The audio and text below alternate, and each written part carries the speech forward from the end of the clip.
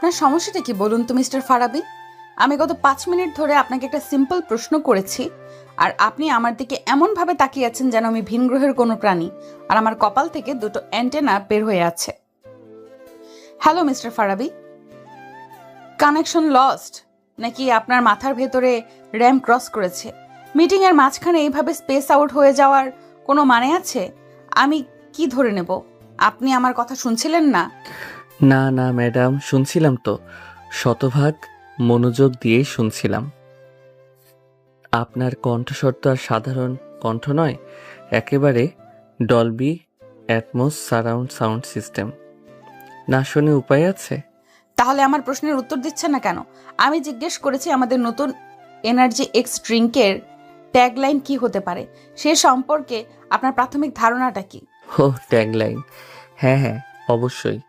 আমার মাথায় তো আইডিয়ার বন্যা বয়ে যাচ্ছে ম্যাডাম, কিন্তু সমস্যা হলো আপনার দিকে তাকালে আমার মাথার সব আইডিয়া কর্পূরের মতো উবে যায়। আপনার চেহারায় এমন একটা মায়া আছে। থুক্কু, মায়া না মায়া না, মায়াঙ্ক চৌধুরী। না না, ধুর কি বলছি, মানে আপনার চেহারায় এমন একটা গাম্ভীর্য আছে যে আমার ক্রিয়েটিভিটিও ভয়ে লুকিয়ে পড়ে আর কি। আপনি কি আমার সাথে ফাজলামি করছেন মিস্টার ফারাবি? সি সি ম্যাডাম, আপনার সাথে ফাইজলামি করার দুঃসাহস আমার আছে নাকি? আমি তো শুধু বোঝাতে চাইছিলাম আপনার পার্সোনালিটি এতটাই স্ট্রং যে আমার মতো সাধারণ কপিরাইটারের ক্রিয়েটিভ সেলগুলো ভয়ে স্ট্রাইক ডেকেছে। তারা বলছে আগে জীবন, পরে ট্যাগলাইন। আমার মনে হচ্ছে আপনার চাকরিটা এখন খুব বেশি ঝুঁকিতে আছে। জানি ম্যাডাম, আপনার মতো একজন বস থাকলে চাকরি তো সবসময় ঝুঁকিতে থাকবে। এই পেশাটা অনেকটা রোলার কোস্টার রাইডের মতো, কখন উপরে উঠবো আর কখন ধপাস করে নিচে পড়বো তার কোনো গ্যারান্টি নেই। তবে একটা কথা বলতেই হয় ম্যাডাম, আপনার এই পাওয়ার স্যুটটা কিন্তু দারুণ। আপনাকে দেখতে ঠিক হলিউডের কোনো সিনেমার ভিলেনের মতো লাগছে, যে কিনা শেষে নায়কের প্রেমে পড়ে যায়। Get out, just get out from my cabin now. বেচারা ফারাবি এক মুহূর্ত সেখানে দাঁড়াতে পারল না। সে জানে তার এক্স গার্লফ্রেন্ড নিঝুম যদি রেগে যায় তাহলে কি হবে তার সাথে, তা সে ভালো করে জানে। ঘটনার সূত্রপাত হয়েছিল আজ সকালে ক্রিয়েটিভ সলিউশন অ্যাডভার্টাইজিং এজেন্সির কনফারেন্স রুমে। অফিসের ক্রিয়েটিভ টিমের সবাই অধীর আগ্রহে অপেক্ষা করছে তাদের পুরনো ক্রিয়েটিভ হেড অবসরে যাওয়াই। আজ নতুন বছরে যোগ দেওয়ার কথা ফারাবি টিমের সবচেয়ে মেধাবী এবং সবচেয়ে ডানপিটে কপি রাইটার।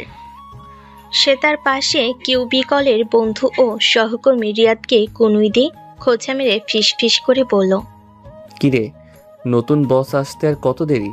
আমার তো টেনশনে খিদে পেয়ে যাচ্ছে। আশা করি লোকটা যেন খুব বেশি বোরিং না হয়। তোর আবার টেনশন? বস যেই আসুক তুই তো তোকে জ্বালিয়ে মারবি। আরে দেখিস, এবারও নির্ঘাত কোনো টাক মাথা গম্ভীর চেহারার পান চিবানো আঙ্কেল টাইপের বস আসবে, যিনি এসে প্রথমেই বলবেন creativity is good but discipline is better. আমার তো ভাবতেই ঘুম পাচ্ছে। ফারাবির কথায় টিমের বাকি সদস্যরাও হেসে উঠল। ঠিক তখনই কনফারেন্স রুমের কাছের দরজাটা নিঃশব্দে খুলে গেল। সবার হাসি এক মুহূর্তেই থেমে গেল। ভেতরে প্রবেশ করল এক দীর্ঘাঙ্গী সুন্দরী তরুণী, পরনে কালো রঙের নিখুঁত পাওয়ার স্যুট, পায়ে হাই হিল, চুলগুলো পরিপাটি করে খোপা করা। তার হাঁটা চলাই তার চাহনিতে এমন এক আত্মবিশ্বাস ঠিকরে পড়ছে যা এক মুহূর্তে পুরো রুমের আবহাওয়াটাই বদলে দিল। সবাই সম্মানের সাথে উঠে দাঁড়ালো, কিন্তু ফারাবি যেন তার চেয়ারের সাথে জমে গেছে। তার চোখ দুটো বিস্ময়ে বড় বড় হয়ে গেছে, মুখটা হা হয়ে গেছে, বুকের ভেতরটা যেন কেউ হাতুড়ি দিয়ে পেটাচ্ছে। এটা এটা তো নিঝুম। ও মাই গড, এই খিটখিটে বদমেজাজি ডাইনি মেয়ে এখানে কি করছে? তার নিঝুম, 5 বছর আগের সেই নিঝুম যার জন্য সে পাগল ছিল। যার সাথে কাটানো প্রতিটি মুহূর্ত এখনো তার কাছে স্বপ্নের মতো মনে হয়, আর যার সাথে ব্রেকআপের যন্ত্রণাটা এখনো তার বুকের ভেতর কাটার মতো বিঁধে আছে। নিঝুম ধীর পায়ে হেঁটে ডায়াসের সামনে গিয়ে দাঁড়ালো। তার মুখে কোনো অভিব্যক্তি নেই, একদম পেশাদার পোকার ফ্রেশ। সে সবার দিকে একবার চোখ বুলিয়ে নিল। ফারাবির চোখের উপর এসে পড়ল তার দৃষ্টিটা। মাত্র 1 সেকেন্ডের জন্য থামলো। সেই 1 সেকেন্ডে তাদের দুজনের চোখে খেলে গেল হাজারো অব্যক্ত কথা, বিস্ময়, যন্ত্রণা, অভিমান, আর হয়তো বা চাপা পড়ে থাকা ভালোবাসা। পরক্ষণে নিঝুম নিজেকে সামলে নিল। সে তার স্বাভাবিক কৃতিত্বপূর্ণ গলায় বলল, গুড মর্নিং এভরিওয়ান, আমি নিঝুম চৌধুরী। আজ থেকে আমি ক্রিয়েটিভ সলিউশনের নতুন ক্রিয়েটিভ হেড হিসেবে আপনাদের সাথে কাজ করব। আশা করি আমরা সবাই মিলে এই কোম্পানিকে আরও নতুন উচ্চতায় নিয়ে যেতে পারবো। সে একে একে সবার সাথে পরিচিত হতে লাগলো, সবার সাথে খুব আন্তরিকভাবে হাত মেলালো, তাদের কাজ সম্পর্কে জিজ্ঞেস করলো। অবশেষে সে এলো ফারাবির সামনে। আপনি নিশ্চয়ই ফারাবি আহমেদ? নিঝুম এমনভাবে জিজ্ঞেস করলো যেন সে এই নামটা এই প্রথমবার শুনছে। আপনার কাজের সুনাম আমি অনেক শুনেছি। সে ফারাবির দিকে তার হাতটা বাড়িয়ে দিল। ফারাবি যেন ঘোরের মধ্যে ছিল। সে কাঁপা কাঁপা হাতে নিঝুমের দিকে তার হাতটা বাড়ালো। 5 বছর পর আবার সেই পরিচিত স্পর্শ, কিন্তু আজ সেই স্পর্শে কোনো উষ্ণতা নেই, আছে শুধু পেশাদারিত্বের শীতলতা। ফারাবি কোনো মতে বলতে পারল, ধন্যবাদ madam. Welcome to the team again. নিঝুমের ঠোঁটের কোণে 1 সেকেন্ডের জন্য একটা রহস্যময়ী হাসি ফুটে উঠেই মিলিয়ে গেল। মিটিং শেষ হওয়ার পর ফারাবি যখন নিজের ডেস্কে ফিরে এলো, তখনও তার হাত পা কাঁপছে। রিয়াদ তার কাঁধে হাত রেখে বলল, কিরে দোস্ত, কি হলো তোর? নতুন বসকে দেখে কি ভূত ধরার মতো চমকে গেলি নাকি? প্রেমে পড়ে গেলি প্রথম দেখাতেই? প্রেম প্রেম তো 5 বছর আগেই মরে ভূত হয়ে গেছে দোস্ত। এখন তো শুধু সেই ভূতের সাথেই আমার সহবাস থুক্কু বসবাস।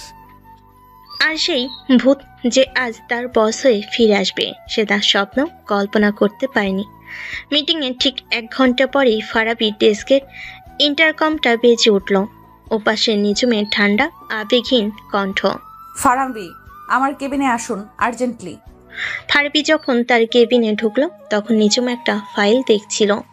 ফারাবি কিছুক্ষণ দাঁড়িয়ে থাকার পর নিঝুম ফাইলটা মুখ থেকে না তুলেই বলল, বসুন।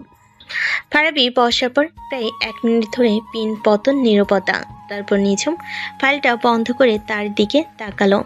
সেই চোখে কোনো পুরনো পরিচিতির ছাপ নেই, আছে শুধু একজন বসের কঠোরতা। তো মিস্টার ফারাবি, নতুন বসের অধীনে কাজ করতে আপনার কেমন লাগছে? আর তারপরে তাদের মধ্যে গল্পের শুরুতেই সেই কথোপকথনগুলো হয়েছিল, যা প্রমাণ করে দিচ্ছিল তাদের এই অনাকাঙ্ক্ষিত পুনর্মিলন কোনো মিষ্টি প্রেমের গল্পের সূচনা নয়, বরং এক তীব্র পেশাগত এবং ব্যক্তিগত যুদ্ধেরই পূর্বাভাস। ফারাবি প্রায় ছিটকে বেরিয়ে এলো নিঝুমের কেবিন থেকে। দরজাটা বন্ধ করার শব্দে পুরো ফ্লোর একবারের জন্য কেঁপে উঠল। সে হনহন করে হেঁটে গিয়ে নিজের চেয়ারে ধপাস করে বসে পড়ল। তারপর কিবোর্ডের উপর এমনভাবে হাত রাখলো যেন ওটা কিবোর্ড নয়, নিঝুমের মুখ। রিয়াদ ভয়ে ভয়ে তার কিউবিকলের বিভাগের উপর দিয়ে উকি দিল। কিরে দোস্ত, কি হলো? আছিস এখনো? নাকি তোর চাকরিটা 5 মিনিটের টর্নেডোতে খড়কুটোর মতো উড়ে গেল? প্রথম দিনই বসের কেবিনের দরজায় কেউ এভাবে বন্ধ করে? চাকরিটা এখনো আছে, কিন্তু আমার মেজাজটা আর নেই। ওটা এখন বঙ্গোপসাগরে সৃষ্ট নিম্নচাপের রূপ নিয়েছে। যে কোনো মুহূর্তে সাইক্লোন হয়ে তোর উপর আছড়ে পড়তে পারে। তাই বলছি, এখান থেকে ভাগ। আরে চলছিস কেন? কি হয়েছে ম্যাডাম? তোকে দেখে তো মনে হচ্ছে উনি তোকে শুধু ঝাড়ি দেননি, তোর কিডনিটাও চেয়ে বসেছেন। কিডনি চাইলে তো দিতাম রে দোস্ত, কিন্তু উনি চেয়েছেন আমার আত্মসম্মান, চেয়েছেন আমার অতীত, চেয়েছেন আমাকে আবার সেই 5 বছর আগের ফারাবি বানিয়ে দিতে, যে কিনা ওনার কথায় উঠতো আর বসতো। মানে হলো আমার জীবনের রোলার কোস্টার রাইডটা আনুষ্ঠানিকভাবে শুরু হয়ে গেছে। সিট বেল্ট বাধারও সুযোগ পেলাম না। ঠিক তখনই সবার কম্পিউটারে টিং করে একটা শব্দ হলো। একটা নতুন ইমেল। স্ক্রিনে প্রেরকের নামটা জলজল করছে, নিঝুম চৌধুরী, ক্রিয়েটিভ হেড রিয়াদ। ইমেলটা খুলেই চিৎকার করে উঠল। সর্বনাশ, এ তো দেখি হিটলারের আধুনিক সংস্করণ। নতুন বস্ত্র দেখি এসেই ফায়ার করা শুরু করে দিয়েছেন। ফারাবি বিরক্ত মুখে জিজ্ঞেস করলো, কি হয়েছে? আরে দেখ না, নতুন ক্লায়েন্ট এনার্জি এক্স ড্রিঙ্কসের জন্য ক্যাম্পেইন আইডিয়া চেয়েছে। ডেডলাইন আগামীকাল সকাল 10টা। মাত্র এক রাতের মধ্যে আইডিয়া জেনারেট করতে হবে। এটা কি অফিস নাকি মাস্টার শেফের কিচেন যে 1 ঘন্টার মধ্যে নতুন রেসিপি বানিয়ে দিতে হবে? কিন্তু ফারাবি ইমেলটা দেখে হাসলো। তার চোখে হতাশার বদলে প্রতিশোধের আগুন জ্বলে উঠল। ফায়ার করুক, আমিও দেখব কার আগুনে কে জ্বলে। সে হয়তো ভুলে গেছে ক্রিয়েটিভিটির এই মাঠে আমি সেরা খেলোয়াড়। সে আমার অতীত হতে পারে, কিন্তু সে আমার ভবিষ্যৎ নিয়ন্ত্রণ করতে পারবে না। আজ রাতে খেলা হবে রিয়াদ, এমন খেলা যা সে কোনো দিনও ভুলতে পারবে না। পরের দিন সকাল 10টা, কনফারেন্স রুমে থমথমে পরিবেশ। নিঝুম তার চেয়ারে বসে আছে, তার মুখ পাথরের মতো কঠিন। টিমের বাকি সদস্যরা ভয়ে ভয়ে এক একে তাদের দুর্বল গতানুগতিক আইডিয়াগুলো উপস্থাপন করছে আর নিঝুমের কাছ থেকে করা কথা শুনছে। এটাকে আইডিয়া বলে মিস্টার জামান। এই ট্যাগলাইন তো আমি ক্লাস 5-এর রচনাতেও ব্যবহার করব না। আর সাদিয়া, তোমার প্রেজেন্টেশনের চেয়ে আমার নানির বানানো আচারও বেশি আকর্ষণীয়। নেক্সট। অবশেষে এলো ফারাবির পালা। সে খুব আত্মবিশ্বাসের সাথে উঠে দাঁড়ালো। নিঝুম তার দিকে তাকিয়ে একটা বাঁকা হাসি দিয়ে বলল, তো মিস্টার ফারাবি, আপনার ক্রিয়েটিভ সেলগুলো কি গত রাতের মধ্যে ধর্মঘট ভেঙে কাজে ফিরেছে নাকি এখনো ভয়ের খাটের নিচে লুকিয়ে আছে? তার এই খোঁচাতে টিমের বাকি সদস্যরা মুখ চাউচাই করতে লাগলো, কিন্তু ফারাবি একটু দমল না। সে মৃদু হেসে তার প্রেজেন্টেশন শুরু করলো। আমার ক্রিয়েটিভ সেলগুলো কখনো ধর্মঘটে যায় না ম্যাডাম। তারা শুধু সঠিক অনুপ্রেরণার জন্য অপেক্ষা করে। আর কাল রাতে আপনার ইমেইলটা আমার জন্য টনিকের মতো কাজ করেছে। তাই নাকি? তাহলে দেখা যাক আপনার টনিক কতটা কাজ করছে। আমার ক্যাম্পেইনের নাম হলো switch on your inner beast. এরপরে 10 মিনিট ধরে ফারাবি যা বলল তা ছিল এক কথাই বিদ্যুৎ চমকের মতো। সে কোনো স্লাইড ব্যবহার করলো না, কোনো নোট দেখলো না। সে শুধু তার কথা আর আবেগ দিয়ে পুরো রুমের পরিবেশটাই বদলে দিল। ফারাবি প্রশ্ন ছুড়ে দিল, আমরা কাকে টার্গেট করছি?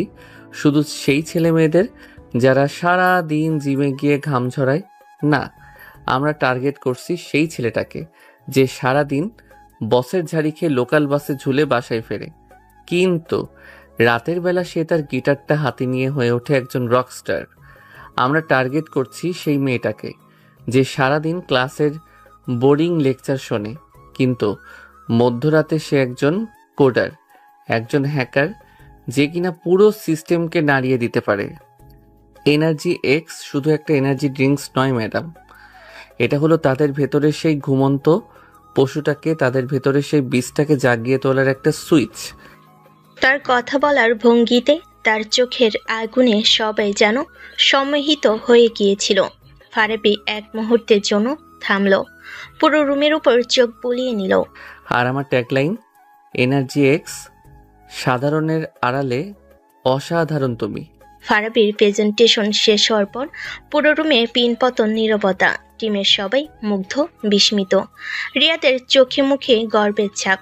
সে ফিসফিস করে পাশের সহকর্মীকে বলল, একে বলে পাখের বাচ্চা। সবাই বুঝতে পারছিল এর চেয়ে ভালো আইডিয়া আর হতে পারে না। ফারাবি বিজয়ের হাসি হেসে নিঝুমের দিকে তাকালো। তার চাহনিতে ছিল স্পষ্ট চ্যালেঞ্জ। এবার বলো, এবার আমার আইডিয়াকে ফেলে দাও দেখি। কিন্তু নিঝুমের মুখ ছিল আগের মতোই ভাবলেশীন। সে কিছুক্ষণ চুপ করে থেকে কলমটা দিয়ে টেবিলে হালকা টোকা দিতে দিতে বলল, কনসেপ্টটা ইন্টারেস্টিং। বিস্ট বা পশুর রূপকটা খুব শক্তিশালী। তোমার কথা বলার ভঙ্গিটাও বেশ নাটকীয়, মানতেই হবে। সে এক মুহূর্তের জন্য থামলো, যেন কিছু একটা ভাবছে। তারপর ফারাবি চোখের দিকে তাকিয়ে সরাসরি বলল, তবে আইডিয়াটা মন্দ নয় ফারাবি, কিন্তু আমার কেন জানি মনে হচ্ছে এটা খুব বেশি প্রেডিক্টেবল। এই ধরনের হিডেন ট্যালেন্ট বা ডুয়াল পার্সোনালিটির কনসেপ্ট নিয়ে আগেও অনেক কাজ হয়েছে। সত্যি বলতে তোমার মতো একজন সিনিয়র কপিরাইটারের কাছ থেকে আমি আরো অনেক বেশি আউট অফ দ্য বক্স, আরো অরিজিনাল কিছু আশা করেছিলাম। এই কথাটা যেন একটা ঠান্ডা জলের স্রোতের মতো এসে লাগলো ফারাবির গায়ে। সে নিঝুমের দিকে তাকিয়ে রইল, যে আইডিয়াটা শুনে পুরো টিম মুগ্ধ, যেটাকে সে তার ক্যারিয়ারের অন্যতম সেরা কাজ বলে মনে করছে, সেটাকে নিঝুম এত সহজে এত তাচ্ছিলের সাথে প্রিডিক্টেবল বলে উড়িয়ে দিল। ফারাবি তার রাগটা সর্বোচ্চ চেষ্টা করে চেপে রেখে শান্ত গলায় জিজ্ঞেস করলো, আপনার ঠিক কোন জায়গাটা প্রেডিক্টেবল মনে হচ্ছে ম্যাডাম? আপনি যদি নির্দিষ্ট করে বলতেন তাহলে হয়তো আমি আমার ভুলটা বুঝতে পারতাম এবং সেটাকে উন্নত করার চেষ্টা করতে পারতাম। দেখো ফারাবি, আমি তোমার ভার্সিটির টিচার নই যে তোমাকে ধরে ধরে ভুল ধরিয়ে দেব, তোমার অ্যাসাইনমেন্টে লাল কালি দিয়ে দাগ দিয়ে দিব। আমি তোমার বস, আমার কাজ হলো তোমাকে গাইড করা, তোমাকে চ্যালেঞ্জ করা। আমি তোমাকে একটা ফিডব্যাক দিয়েছি, এখন সেটার উপরে কাজ করে আইডিয়াটাকে আরো উন্নত করার দায়িত্ব তোমার। তুমি আরেকটু ভাবো, তোমার মাথায় অনেক বুদ্ধি, তাই না? হয়তো এর চেয়েও ভালো কিছু তোমার মাথা থেকে বের হবে, নাকি আমি ভুল ভাবছি? শেষের প্রশ্নটা ছিল একেবারে সরাসরি তার অহংকারে আঘাত। নিঝুম আবার বলল, আর হ্যাঁ, আমি চাই আজ বিকেল 5টার মধ্যে তুমি 3টা নতুন এবং out of the box idea নিয়ে আমার কেবিনে আসবে। আশা করি এবার তুমি আমাকে হতাশ করবে না। নেক্সট। এই বলে সে অন্যজনকে তার আইডিয়া উপস্থাপন করার জন্য ডাকলো। ফারাবি স্তব্ধ হয়ে তার জায়গায় বসে বলল, তার আত্মসম্মানে, তার অহংকারে, তার পেশাদারিত্বে এর চেয়ে বড় আঘাত আর কিছু হতে পারে না। সে বুঝতে পারছিল। এটা কোনো প্রফেশনাল ফিডব্যাক নয়, এটা নিছকই ব্যক্তিগত রাগ, ব্যক্তিগত ক্ষমতার প্রদর্শন। নিঝুম আমাকে সবার সামনে ছোট করতে চাইছে, প্রমাণ করতে চাইছে যে আমি এখন চালকের আসনে বসে আছি। মিস নিঝুম, আমিও দেখে নেব তোমাকে। Just wait and watch. Farabi কোনো কথা না বলে নিঝুমের দিকে আর একবারও না তাকে চুপচাপ মিটিং রুম থেকে বেরিয়ে গেল। তার মনে তখন শুধু একটাই ঝড়, ভালোবাসা আর ঘৃণার এক প্রচণ্ড ঝড়। সে ঠিক করল, এই যুদ্ধের শেষ আমি দেখেই ছাড়ব। নিঝুম যদি বস হয়ে আমাকে হারাতে চায়, তাহলে আমিও একজন কর্মচারী হয়েই এই খেলাটা খেলবো। খেলাটা এখন আর শুধু একটা ক্যাম্পেইনের নয়, খেলাটা এখন দুটো ভাঙা হৃদয়ের, দুটো তীব্র অহংকারী মনের। বিকেল 4টে। ফারাবির মাথার ভেতর যেন একটা কুরুক্ষেত্র চলছে। 3টা নতুন আইডিয়া, তাও মাত্র কয়েক ঘন্টার মধ্যে। নিঝুমের দেয়া এই অসম্ভব ডেডলাইনটা পূরণ করার জন্য সে মরিয়া হয়ে চেষ্টা করছে, কিন্তু রাগে, অপমানে আর হতাশায় তার মাথাটা পুরোপুরি ব্লক হয়ে গেছে। একটা শব্দ তার মাথা থেকে বের হচ্ছে না। ধুর ছাই, এভাবে চলতে থাকলে তো আমার মাথা থেকে এনার্জি এক্স বেরিয়ে যাবে। সে চেয়ার ছেড়ে উঠে দাঁড়ালো। এই মুহূর্তে আমার এক কাপ কড়া কফি দরকার, শরীরকে জাগানোর জন্য নয়, বরং মেজাজটাকে ঠান্ডা করার জন্য। অফিসের প্যান্ট্রিটা তখন প্রায় ফাঁকা। ফারাবি কফি মেশিনের সামনে দাঁড়িয়ে সবে মগটা সেট করেছে। ঠিক তখনই তার পেছনে এসে দাঁড়ালো নিঝুম, তার হাতেও একটা খালি মগ। ফারাবি তাকে দেখেই এমন একটা ভঙ্গি করলো যেন সে ভূত দেখেছে। আপনি এখানে ম্যাডাম? আমি তো ভেবেছিলাম আপনার মতো হাই লেভেলের বসরা কফি খান না। আপনারা সরাসরি টেনশনটাই পান করেন। নিঝুম তার এই খোঁচাতে পাত্তা না দিয়ে স্বাভাবিক গলেই বলল, মেশিনটা ফ্রি হতে আরো কতক্ষণ লাগবে? আমার একটা জরুরি মিটিং আছে। ফারাবি মেশিনের বাটন চাপতে চাপতে বলল, এই তো ম্যাডাম, মাত্র 2 মিনিট। তবে আপনার যদি খুব তাড়া থাকে তাহলে আপনি বরং আমার কফিটাই নিতে পারেন। জুনিয়রের কফি বস খাবে, এটা তো আর নতুন কিছু নয়।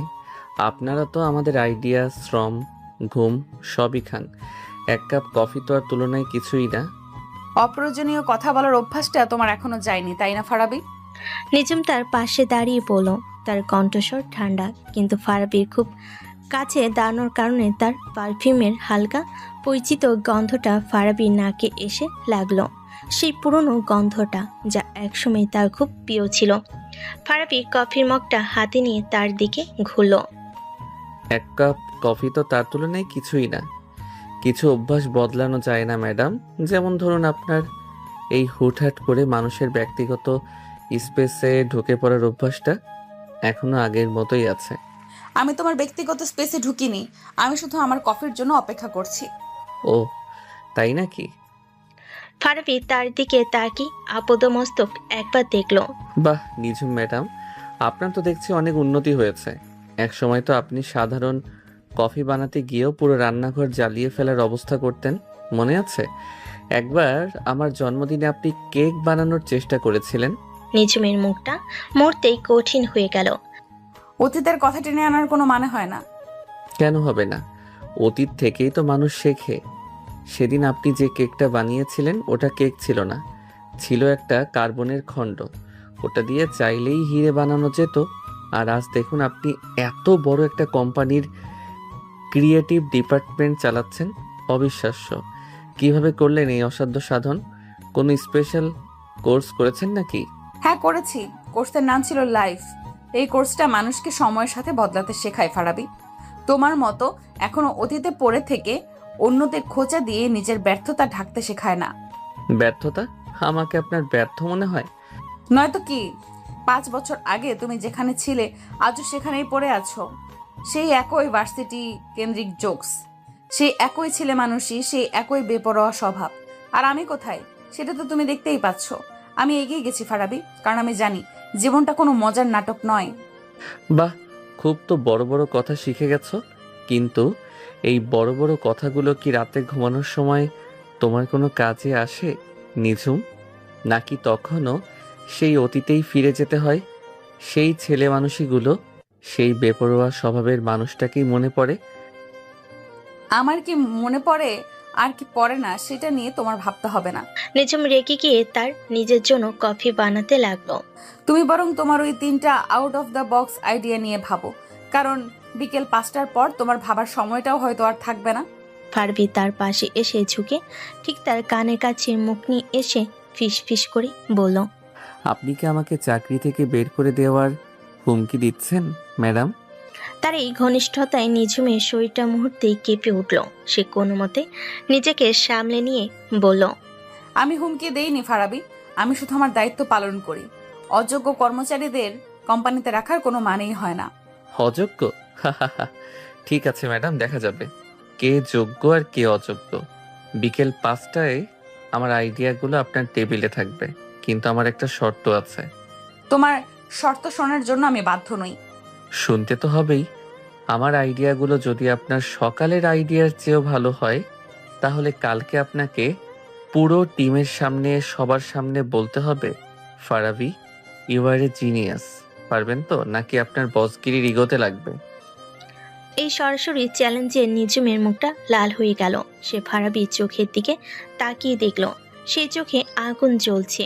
ঠিক আছে, চ্যালেঞ্জ গ্রহণ করলাম, কিন্তু যদি তোমার আইডিয়াগুলো আমার পছন্দ না হয়, তাহলে কাল থেকে তুমি আমার ব্যক্তিগত কফি বয় হিসেবে কাজ করবে। প্রতিদিন সকালে আমার জন্য কফি বানিয়ে আমার টেবিলে নিয়ে আসবে। রাজি? ডান। এই বলে ফারাবি তার কফির মগে একটা চুমুক দিল। উফ, কফিটা বড্ড তেতো, ঠিক আপনার মতো। এই বলে সে একটা চোখ টিপে সেখান থেকে বেরিয়ে গেল। নিজম একা পেন্ট্রিতে দাঁড়িয়ে রইল। তার হাত রাগে কাঁপছিল, কিন্তু রাগের আড়ালে তার বুকের ভেতরটা তোলপাড় করছিল অন্য কোনো এক অচেনা অনুভূতিতে। 5 বছর পর ফারাবির সাথে এই লড়াইটা, এই খুনসুটিটা তার কেন জানি খুব বেশি ভালো লাগছিল। পাগল একটা, একটুও বদলায়নি এখনো। বিকেল 4:55। ফারাবির ডেস্কটপের কোণায় সময়টা লাল রঙে জ্বলজ্বল করছে, যেন কাউন্টডাউন টাইমার। তার সামনে ছড়ানো ছিটানো অসংখ্য কাগজ, কয়েকটা খালি কফির কাপ আর একটা উপর হয়ে থাকা এনার্জি ড্রিঙ্কের ক্যান। গত 1 ঘন্টায় সে যা করেছে তাকে ঠিক কাজ বলা চলে না, বরং একটা ঘূর্ণিঝড়ের সাথে তুলনা করা যায়। নিজমের দেওয়া চ্যালেঞ্জটা তার জেদকে এমনভাবে উস্কে দিয়েছে যে তার মাথার ভেতর থেকে আইডিয়াগুলো যেন আগ্নেয়গিরির লাভার মতো বেরিয়ে আসছিল। রিয়াদ তার কিউবিকল থেকে গলা বাড়িয়ে বলল, রিয়াদ, ওই ফারাবি 5টা বাজতে আর 5 মিনিট। কিরে, কিছু হলো? নাকি আমাদের ভাবিজির জন্য কফি বানানোর প্র্যাকটিস শুরু করে দিয়েছিস? পারলে আমার জন্য 1 কাপ বানাস, চিনি ছাড়া। চুপ কর শালা। তোর ভাবি কফি খাবে কিনা সেটা পরের বিষয়। আগে তো তার মুখ দিয়ে জিনিয়াস শব্দটা বের করতেই হবে। আর 5 মিনিট নয়, আমার লাগবে আর মাত্র 1 মিনিট। সে দ্রুত 3টা সেরা আইডিয়া আলাদা করে সেগুলোর মূল পয়েন্টগুলো গুছিয়ে একটা ইমেলে টাইপ করলো। তারপর ঘড়িতে ঠিক 4:59:50 বাজতে সে সেন্ড বাটনে ক্লিক করলো। মেলটা নিজমের ইনবক্সে পৌঁছানোর সাথে সাথেই অফিসের দেওয়াল ঘড়িতে ঢং করে 5টার ঘন্টা বেজে উঠল। ফারাবি চেয়ারে হেলান দিয়ে 2 হাত মাথার পেছনে রেখে একটা বিজয়ী হাসি হাসলো। বুম, খেলা শেষ, টাকা হজম, এখন শুধু পুরস্কার বিতরণের পালা। রিয়াদ অবাক হয়ে বলল, সত্যি সত্যি করে ফেলেছিস? মাত্র কয়েক ঘন্টায় 3টা নতুন আইডিয়া? তুই কি মানুষ নাকি ক্রিয়েটিভিটির কোনো চাইনিজ ভার্সন যে এত ফাস্ট করে? যখন আত্মসম্মানে লাগে তখন সাধারণ নোকিয়া ফোনও আইফোন 15 প্রো ম্যাক্স হয়ে যায় দোস্ত। আর আমি তো ফারাবি। ঠিক তখনই ফারাবির ডেস্কের ইন্টারকমটা কর্কশ শব্দে বেজে উঠল। ওপাশে নিজম শান্ত, নিয়ন্ত্রিত কণ্ঠ, যেন কিছুই হয়নি। ফারাবি, তোমার মেলটা আমি পেয়েছি। আইডিয়াগুলো নিয়ে আলোচনার জন্য এখনই আমার কেবিনে এসো। ফোনটা রেখে ফারাবি একটা ভাব নিয়ে তার শার্টের কলারটা ঠিক করলো। দেখলি, বস নিজেই ডেকে পাঠিয়েছেন। এবার শুধু ইউ আর এ জিনিয়াস ডায়লগটা শোনার অপেক্ষা। আমার জন্য হাততালি দেওয়ার প্রস্তুতি নে বন্ধু। ফারাবি নিজমের কেবিনে ঢোকার পর নিজম তাকে কোনো ভূমিকা ছাড়াই বসতে বলল। বসো। তার সামনে প্রিন্ট করা ফারাবির আইডিয়াগুলো রাখা। সে খুব মনোযোগ দিয়ে কাগজগুলোর উপরে চোখ বোলাচ্ছিল। তার মুখে কোনো অভিব্যক্তি নেই, যেন সে কোনো পরীক্ষার খাতা দেখছে। ফারাবি তার সামনের চেয়ারে বসে অপেক্ষা করতে লাগলো। তার হার্টবিটটা একটু একটু করে বাড়ছিল। সে যতই বাইরে থেকে আত্মবিশ্বাসী ভাব দেখাক না কেন, ভেতরে ভেতরে সে জানত নিজমের কাছ থেকে প্রশংসা আদায় করা মাউন্ট এভারেস্টের চড়ার চেয়েও কঠিন। প্রায় 5 মিনিট পাথরের মতো বসে থাকার পর নিজম মুখ তুলল। তার মুখটা এখনো পড়া যাচ্ছে না। আইডিয়াগুলো আমি পড়েছি ফারাবি, এবং ফারাবির হার্টবিটটা যেন কয়েক সেকেন্ডের জন্য থমকে গিয়েছিল। আমি বেশ অবাক হয়েছি। আমি ভাবতেও পারিনি তুমি এত অল্প সময়ে এতগুলো ভিন্ন ধর্মী কনসেপ্ট নিয়ে ভাবতে পারবে। বিশেষ করে এই 3 নাম্বার আইডিয়াটা, দ্য সাইলেন্ট এনার্জি। এটা সত্যিই খুব ইন্টারেস্টিং। কনসেপ্টটা আমার ভালো লেগেছে। ফারাবির মুখটা উজ্জ্বল হয়ে উঠল। সে তার কানকে বিশ্বাস করতে পারছিল না নিজম তার প্রশংসা করছে। তাহলে ম্যাডাম, আমাদের বাজিটা, আমি কি আমার সেই কাঙ্ক্ষিত ডায়লগটা শুনতে পারি? ফারাবি, ইউ আর এ।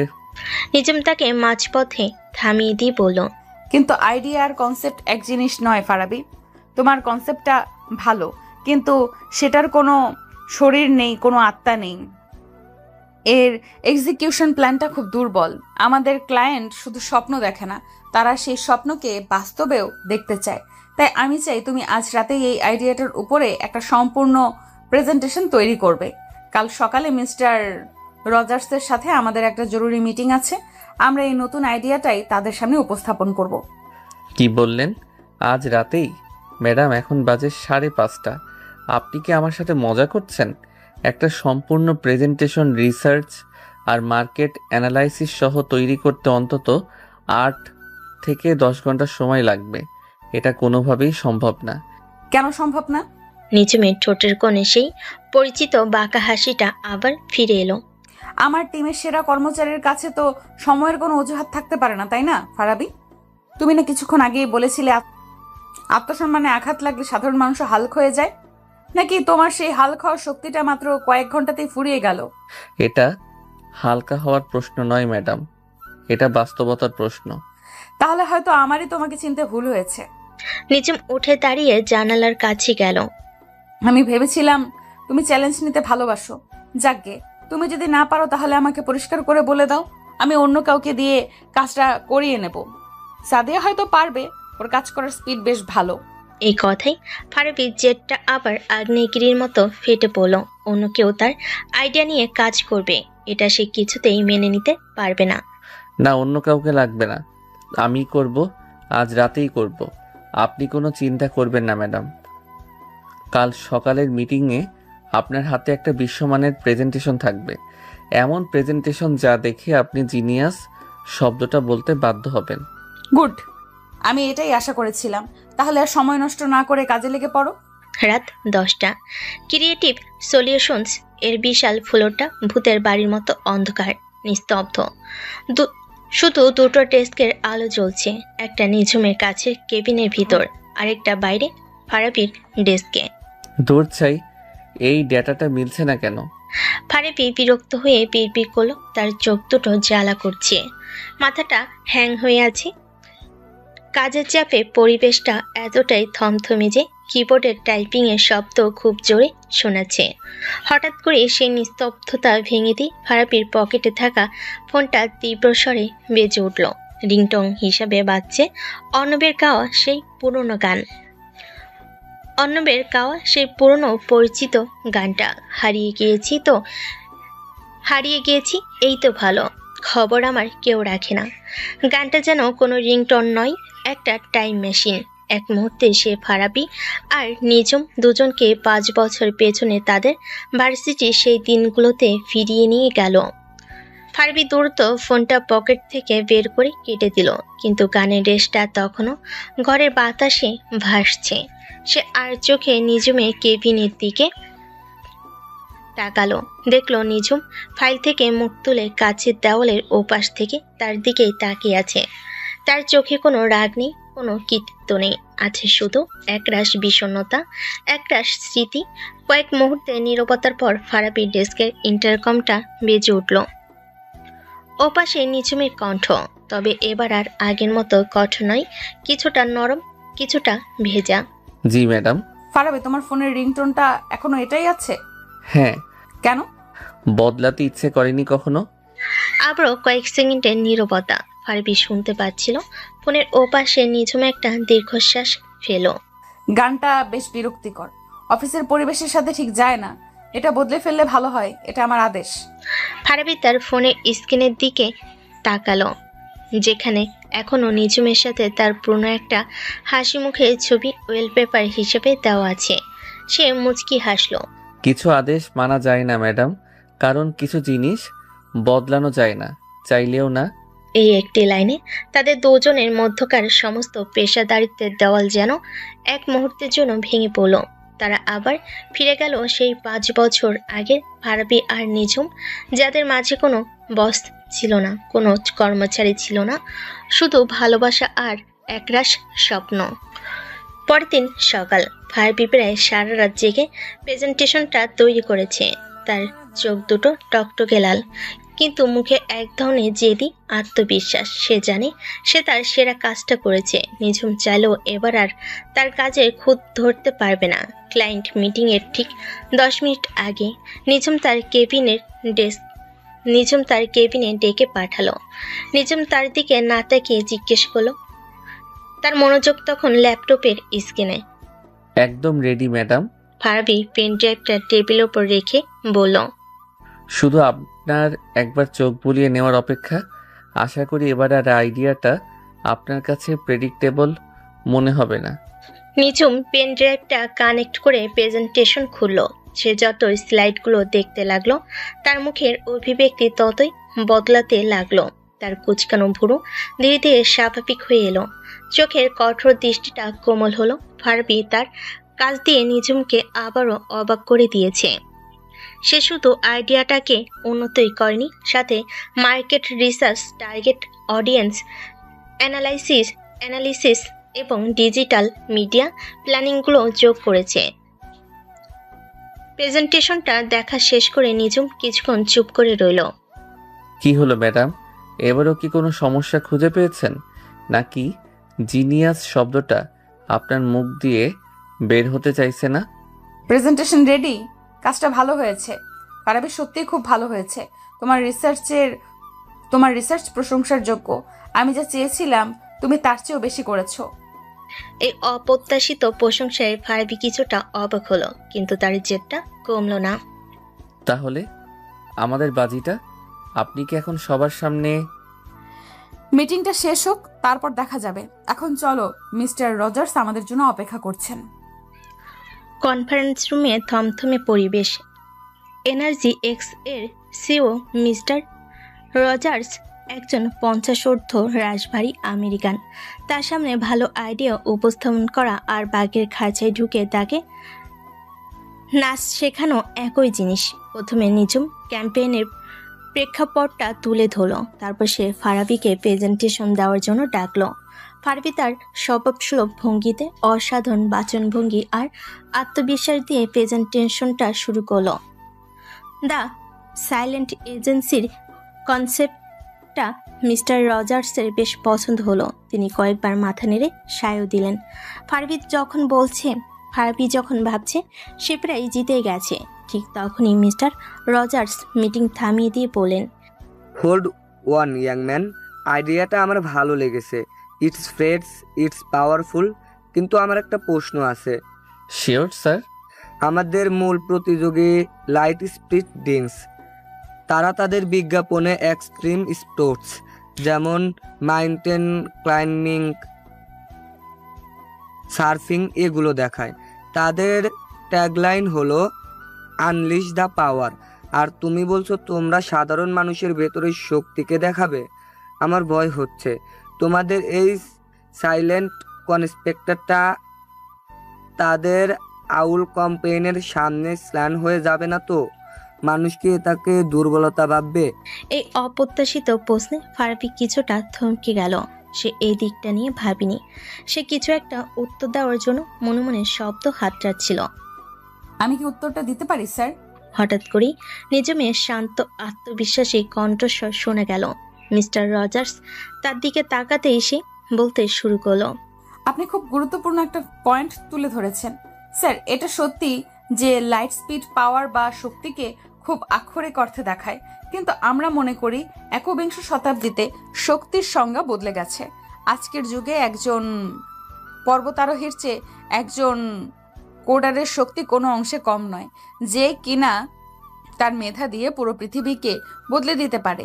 একজন দৌড়বিদের চেয়ে একজন আর্টিস্টের শক্তি কম নয়, যে কিনা তার শিল্প দিয়ে সমাজে বিপ্লব ঘটাতে পারে।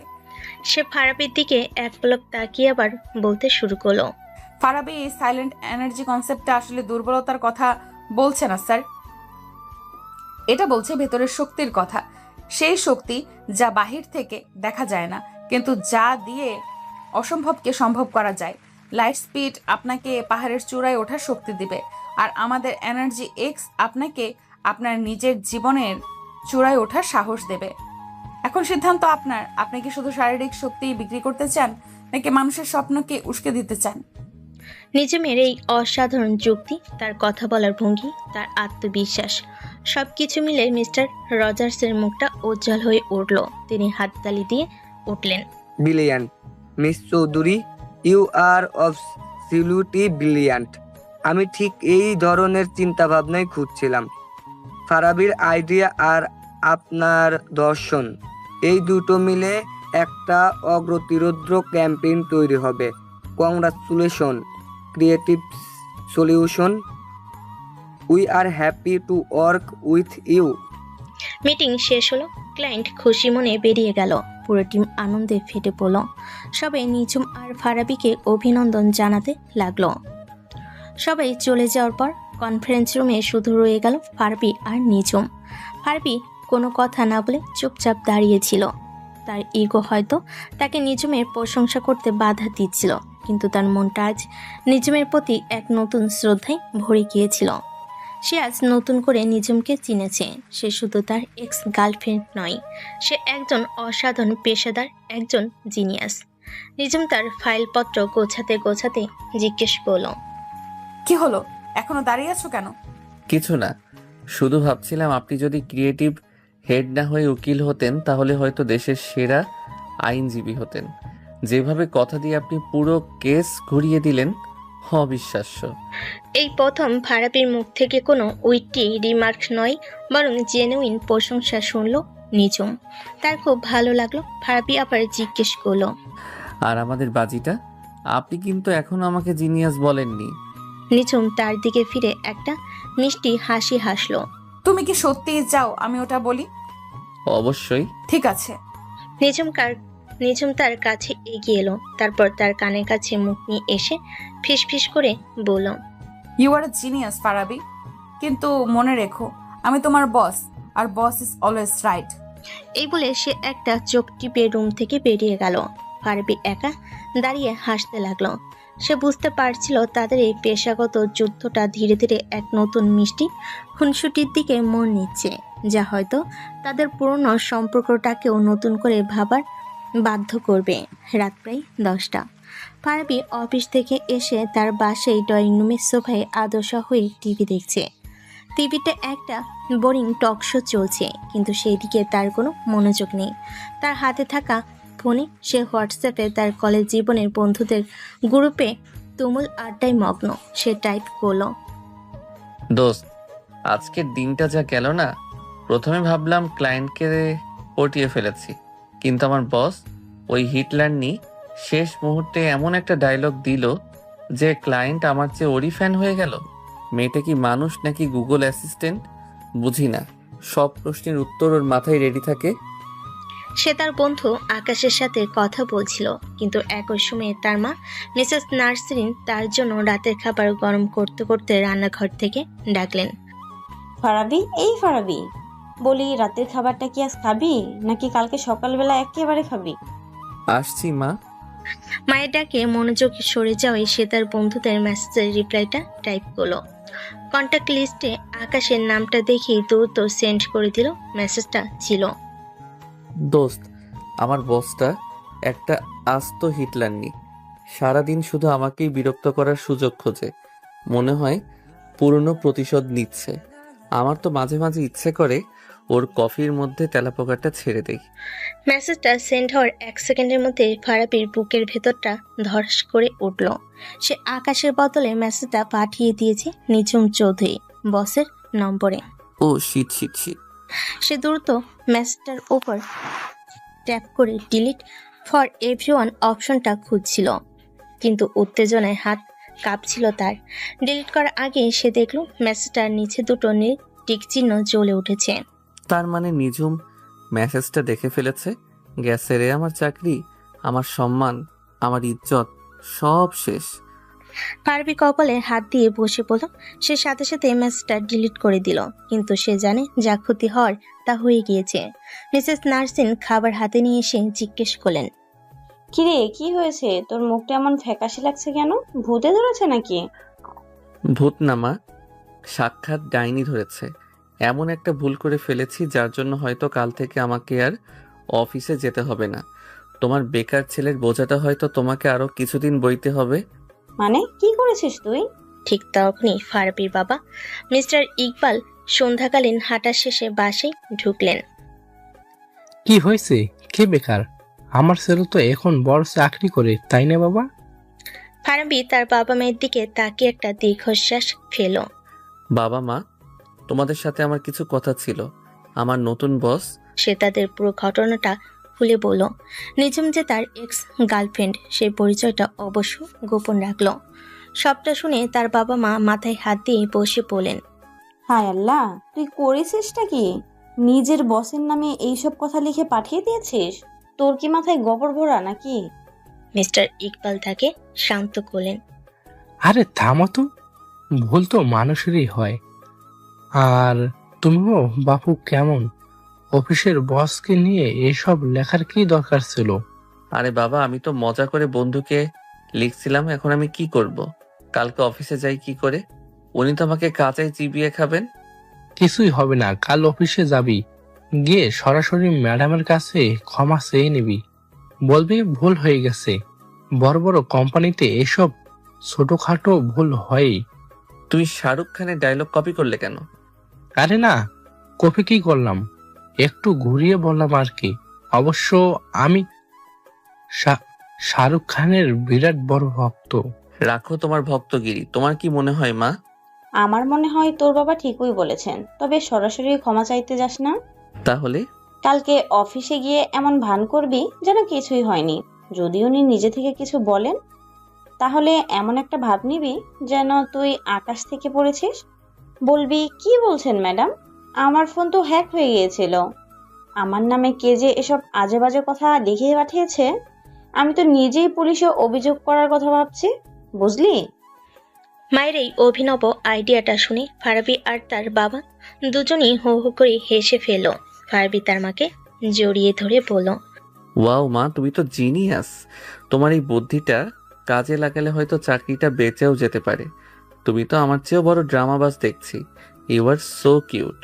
পারিবারিক এই হালকা আড্ডায় ফারাবির মনটা কিছুটা হালকা হলো, কিন্তু সে জানতো কালকের সকালটা তার জন্য খুব একটা সহজ হবে না। পরের দিন অফিসে ঢোকার পর থেকেই ফারাবির বুকের ভেতরটা ধুকপুক করছিল। সে যথাসম্ভব নিঝুমকে এড়িয়ে চলার চেষ্টা করছিল, কিন্তু ভাগ্য তার সহায়ই ছিল না। লাঞ্চের ঠিক আগে তার ডেস্কের ইন্টারকমটা বেজে উঠল। তার পাশে নিঝুমের বরফ শীতল কণ্ঠ। ফারাবি, আমার কেবিনে এসো, তোমার সাথে আমার কিছু ব্যক্তিগত কথা আছে। ফারাবি একটা ঢোক গিলে কেবিনের দিকে এগিয়ে গেল। সদর দরজায় নক করতেই ভেতর থেকে গম্ভীর কণ্ঠ ভেসে এলো, ভেতরে এসো। ফারাবি ভেতরে ঢুকে দেখলো নিঝুম তার দিকেই তাকিয়ে আছে। তার চোখে কোনো রাগ নেই, আছে শুধু একরাশ প্রশ্ন আর কৃতিত্ব। বসো। ফারাবি বসার পর নিঝুম তার দিকে ঝুঁকে এসে শান্ত কিন্তু ধারালো গলায় জিজ্ঞেস করলো, তো মিস্টার ফারাবি, তোমার নাকি তোমার বসকে নিয়ে কোনো গুরুতর সমস্যা আছে? তুমি নাকি তার কফিতে তেলাপোকা মেশানোর কথাও ভাবছো? ফারাবি তার মায়ের শেখানো প্ল্যান অনুযায়ী একেবারে মাসুম একটা মুখ তৈরি করলো। তার চোখে মুখের রাজ্যে বিস্ময়। কি কি বলছেন এসব ম্যাডাম? আমি আপনার নামে তেলাপোকা? আমার বস তো পৃথিবীর সেরা বস। আপনার মতো সাপোর্টিভ, আপনার মতো ইন্টেলিজেন্ট বস পাওয়া তো ভাগ্যের ব্যাপার। আমি কেন আপনার নামে এসব বলতে যাব? নিশ্চয়ই কোনো ভুল হচ্ছে। ভুল হচ্ছে? তাহলে গতকাল রাত 10:15 তোমার নাম্বার থেকে আমার হোয়াটসঅ্যাপে যে মেসেজটা এসেছিল, ওটা কি মঙ্গল গ্রহ থেকে কোনো এলিয়েন পাঠিয়েছিল? গতকাল রাত 10:15? ম্যাডাম, গতকাল রাতে তো আমার ফোনটা আমার কাছেই ছিল না। আমার ছোট ভাই গেম খেলতে গিয়ে ফোনটা নিয়ে এমনভাবে পাসওয়ার্ড চেঞ্জ করে দিয়েছে যে আমি নিজেই ফোনটা খুলতে পারছিলাম না। আজ সকালে দোকানে গিয়ে ঠিক করিয়ে আনলাম। হায় আল্লাহ, তার মানে আমার ভাইটাই কি এই কাজটা করলো? ও তো একটা আস্ত শয়তান। দাঁড়ান, আমি আজকেই বাড়ি গিয়ে ওর পিঠের চামড়া তুলে নেব। নিঝুম তার দিকে তাকিয়ে একটা বাঁকা হাসি হাসলো। ফারাবির এই নিখুঁত অভিনয় দেখে নিঝুম কয়েক মুহূর্তের জন্য সত্যি বিভ্রান্ত হয়ে গেল, কিন্তু পরক্ষণেই সে নিজেকে সামলে নিল। সে জানে ফারাবি কতটা পাকা অভিনেতা। তাই নাকি? তোমার ভাইয়ের ওপর আমার মায়া হচ্ছে। বেচারা না জেনে এত বড় একটা দোষের ভাগীদার হয়ে গেল। সে তার ডেস্কের ড্রয়ার থেকে একটা প্রিন্ট আউট বের করে ফারাবির সামনে রাখলো। তোমার ভাই হয়তো মেসেজটা ডিলিট করে দিয়েছে, কিন্তু সে হয়তো জানে না ডিলিট করার আগেও স্ক্রিনশট নিয়ে রাখা যায়। স্ক্রিনশটের কাগজটা দেখেই ফারাবির মুখের হাসি উধাও হয়ে গেল। তার সব নাটক, সব অভিনয় এক মুহূর্তে ধরা পড়ে গেছে। এখন কি বলবে ফারাবি? এখনো কি তোমার ফোন হ্যাক হয়েছিল, নাকি তোমার ছোট ভাই দোষী? ফারাবি চুপ করে রইল, তার আর কিছুই বলা নেই। দেখো ফারাবি, তুমি আমাকে ব্যক্তিগতভাবে যা খুশি তাই বলতে পারো, কিন্তু অফিসের প্ল্যাটফর্মে এই ধরনের ছেলে মানুষ আমি সহ্য করব না। আশা করি ভবিষ্যতে তুমি আরো বেশি সতর্ক থাকবে। জি ম্যাডাম। ফারাবি যখন উঠে দাঁড়ালো তখন নিঝুম তাকে আবার ডাকলো। ঠিক আছে, তুমি এখন যেতে পারো। ও, আর একটা কথা। জি ম্যাডাম। আমার কফিতে যদি কখনো সত্যি সত্যি তেলাপোকা পাই, তাহলে কিন্তু ওটা তোমাকেই খাওয়াবো, মনে থাকবে তো? নিঝুমের ঠোঁটের কোণে দুষ্টু হাসি। এই কথায় ফারাবি আর হাসি চেপে রাখতে পারল না, সেও হেসে ফেল। মনে থাকবে ম্যাডাম। কেবিন থেকে বেরিয়ে আসার সময় ফারাবির আর কোনো রাগ বা অপমান বোধ হচ্ছিল না, বরং তার খুব মজা লাগছিল। সে বুঝতে পারছিল নিজম তাকে শাস্তি দেয়নি, বরং তাদের পুরোনো দিনে খুনসুটির মতোই একটা খেলা খেলেছে। আর এই খেলাটা খেলতে তারও খুব ভালো লাগছে। এভাবে কেটে গেছে আরো প্রায় 1 মাস। ফারাবি আর নিজমের মধ্যকার এই ঠান্ডা লড়াইটা এখন অফিসে সবে কম বেশি জেনে গেছে। তাদের মিটিংয়ের উত্তপ্ত বাক্য বিনিময়, পেন্টির মজার মন্তব্য আর একে অপরকে টেক্কা দেওয়ার প্রতিযোগিতা সবে এখন সহকর্মীদের কাছে এক উপভোগ্য নাটকের মতো। কিন্তু এই পেশাগত দ্বন্দ্বের আড়ালে যে তাদের মধ্যে এক ধরনের বোঝাপড়া তৈরি হচ্ছে তা হয়তো তার নিজেরাও জানে না। ফারিবি এখন ইচ্ছে করে নিঝুমকে রাগানোর জন্য নানা রকম ছেলেমানুষি করে, আর নিঝুমের বসের গাম্ভীর্যের আড়ালে সেই রাগটা উপভোগ করে। সেদিন ছিল সোমবার, সপ্তাহের সবচেয়ে বিরক্তিকর দিন। সকাল থেকেই ফারাবির মেজাজটা খারাপ ছিল। আগের রাতে বন্ধুদের সাথে আড্ডা দিতে গিয়ে বাড়ি ফিরতে অনেক রাত হয়ে গিয়েছিল, তাই ঘুমটা ঠিক মতো হয়নি। অফিস শেষে সে তার চেয়ারে বসে একটা বুদ্ধি আঁটল। আজ সে কোনো রকম কাজ করবে না, আজ সে অসুস্থতার নাটক করে নিঝুমকে বিরক্ত করবে। উফ মা গো, মরে গেলাম রে।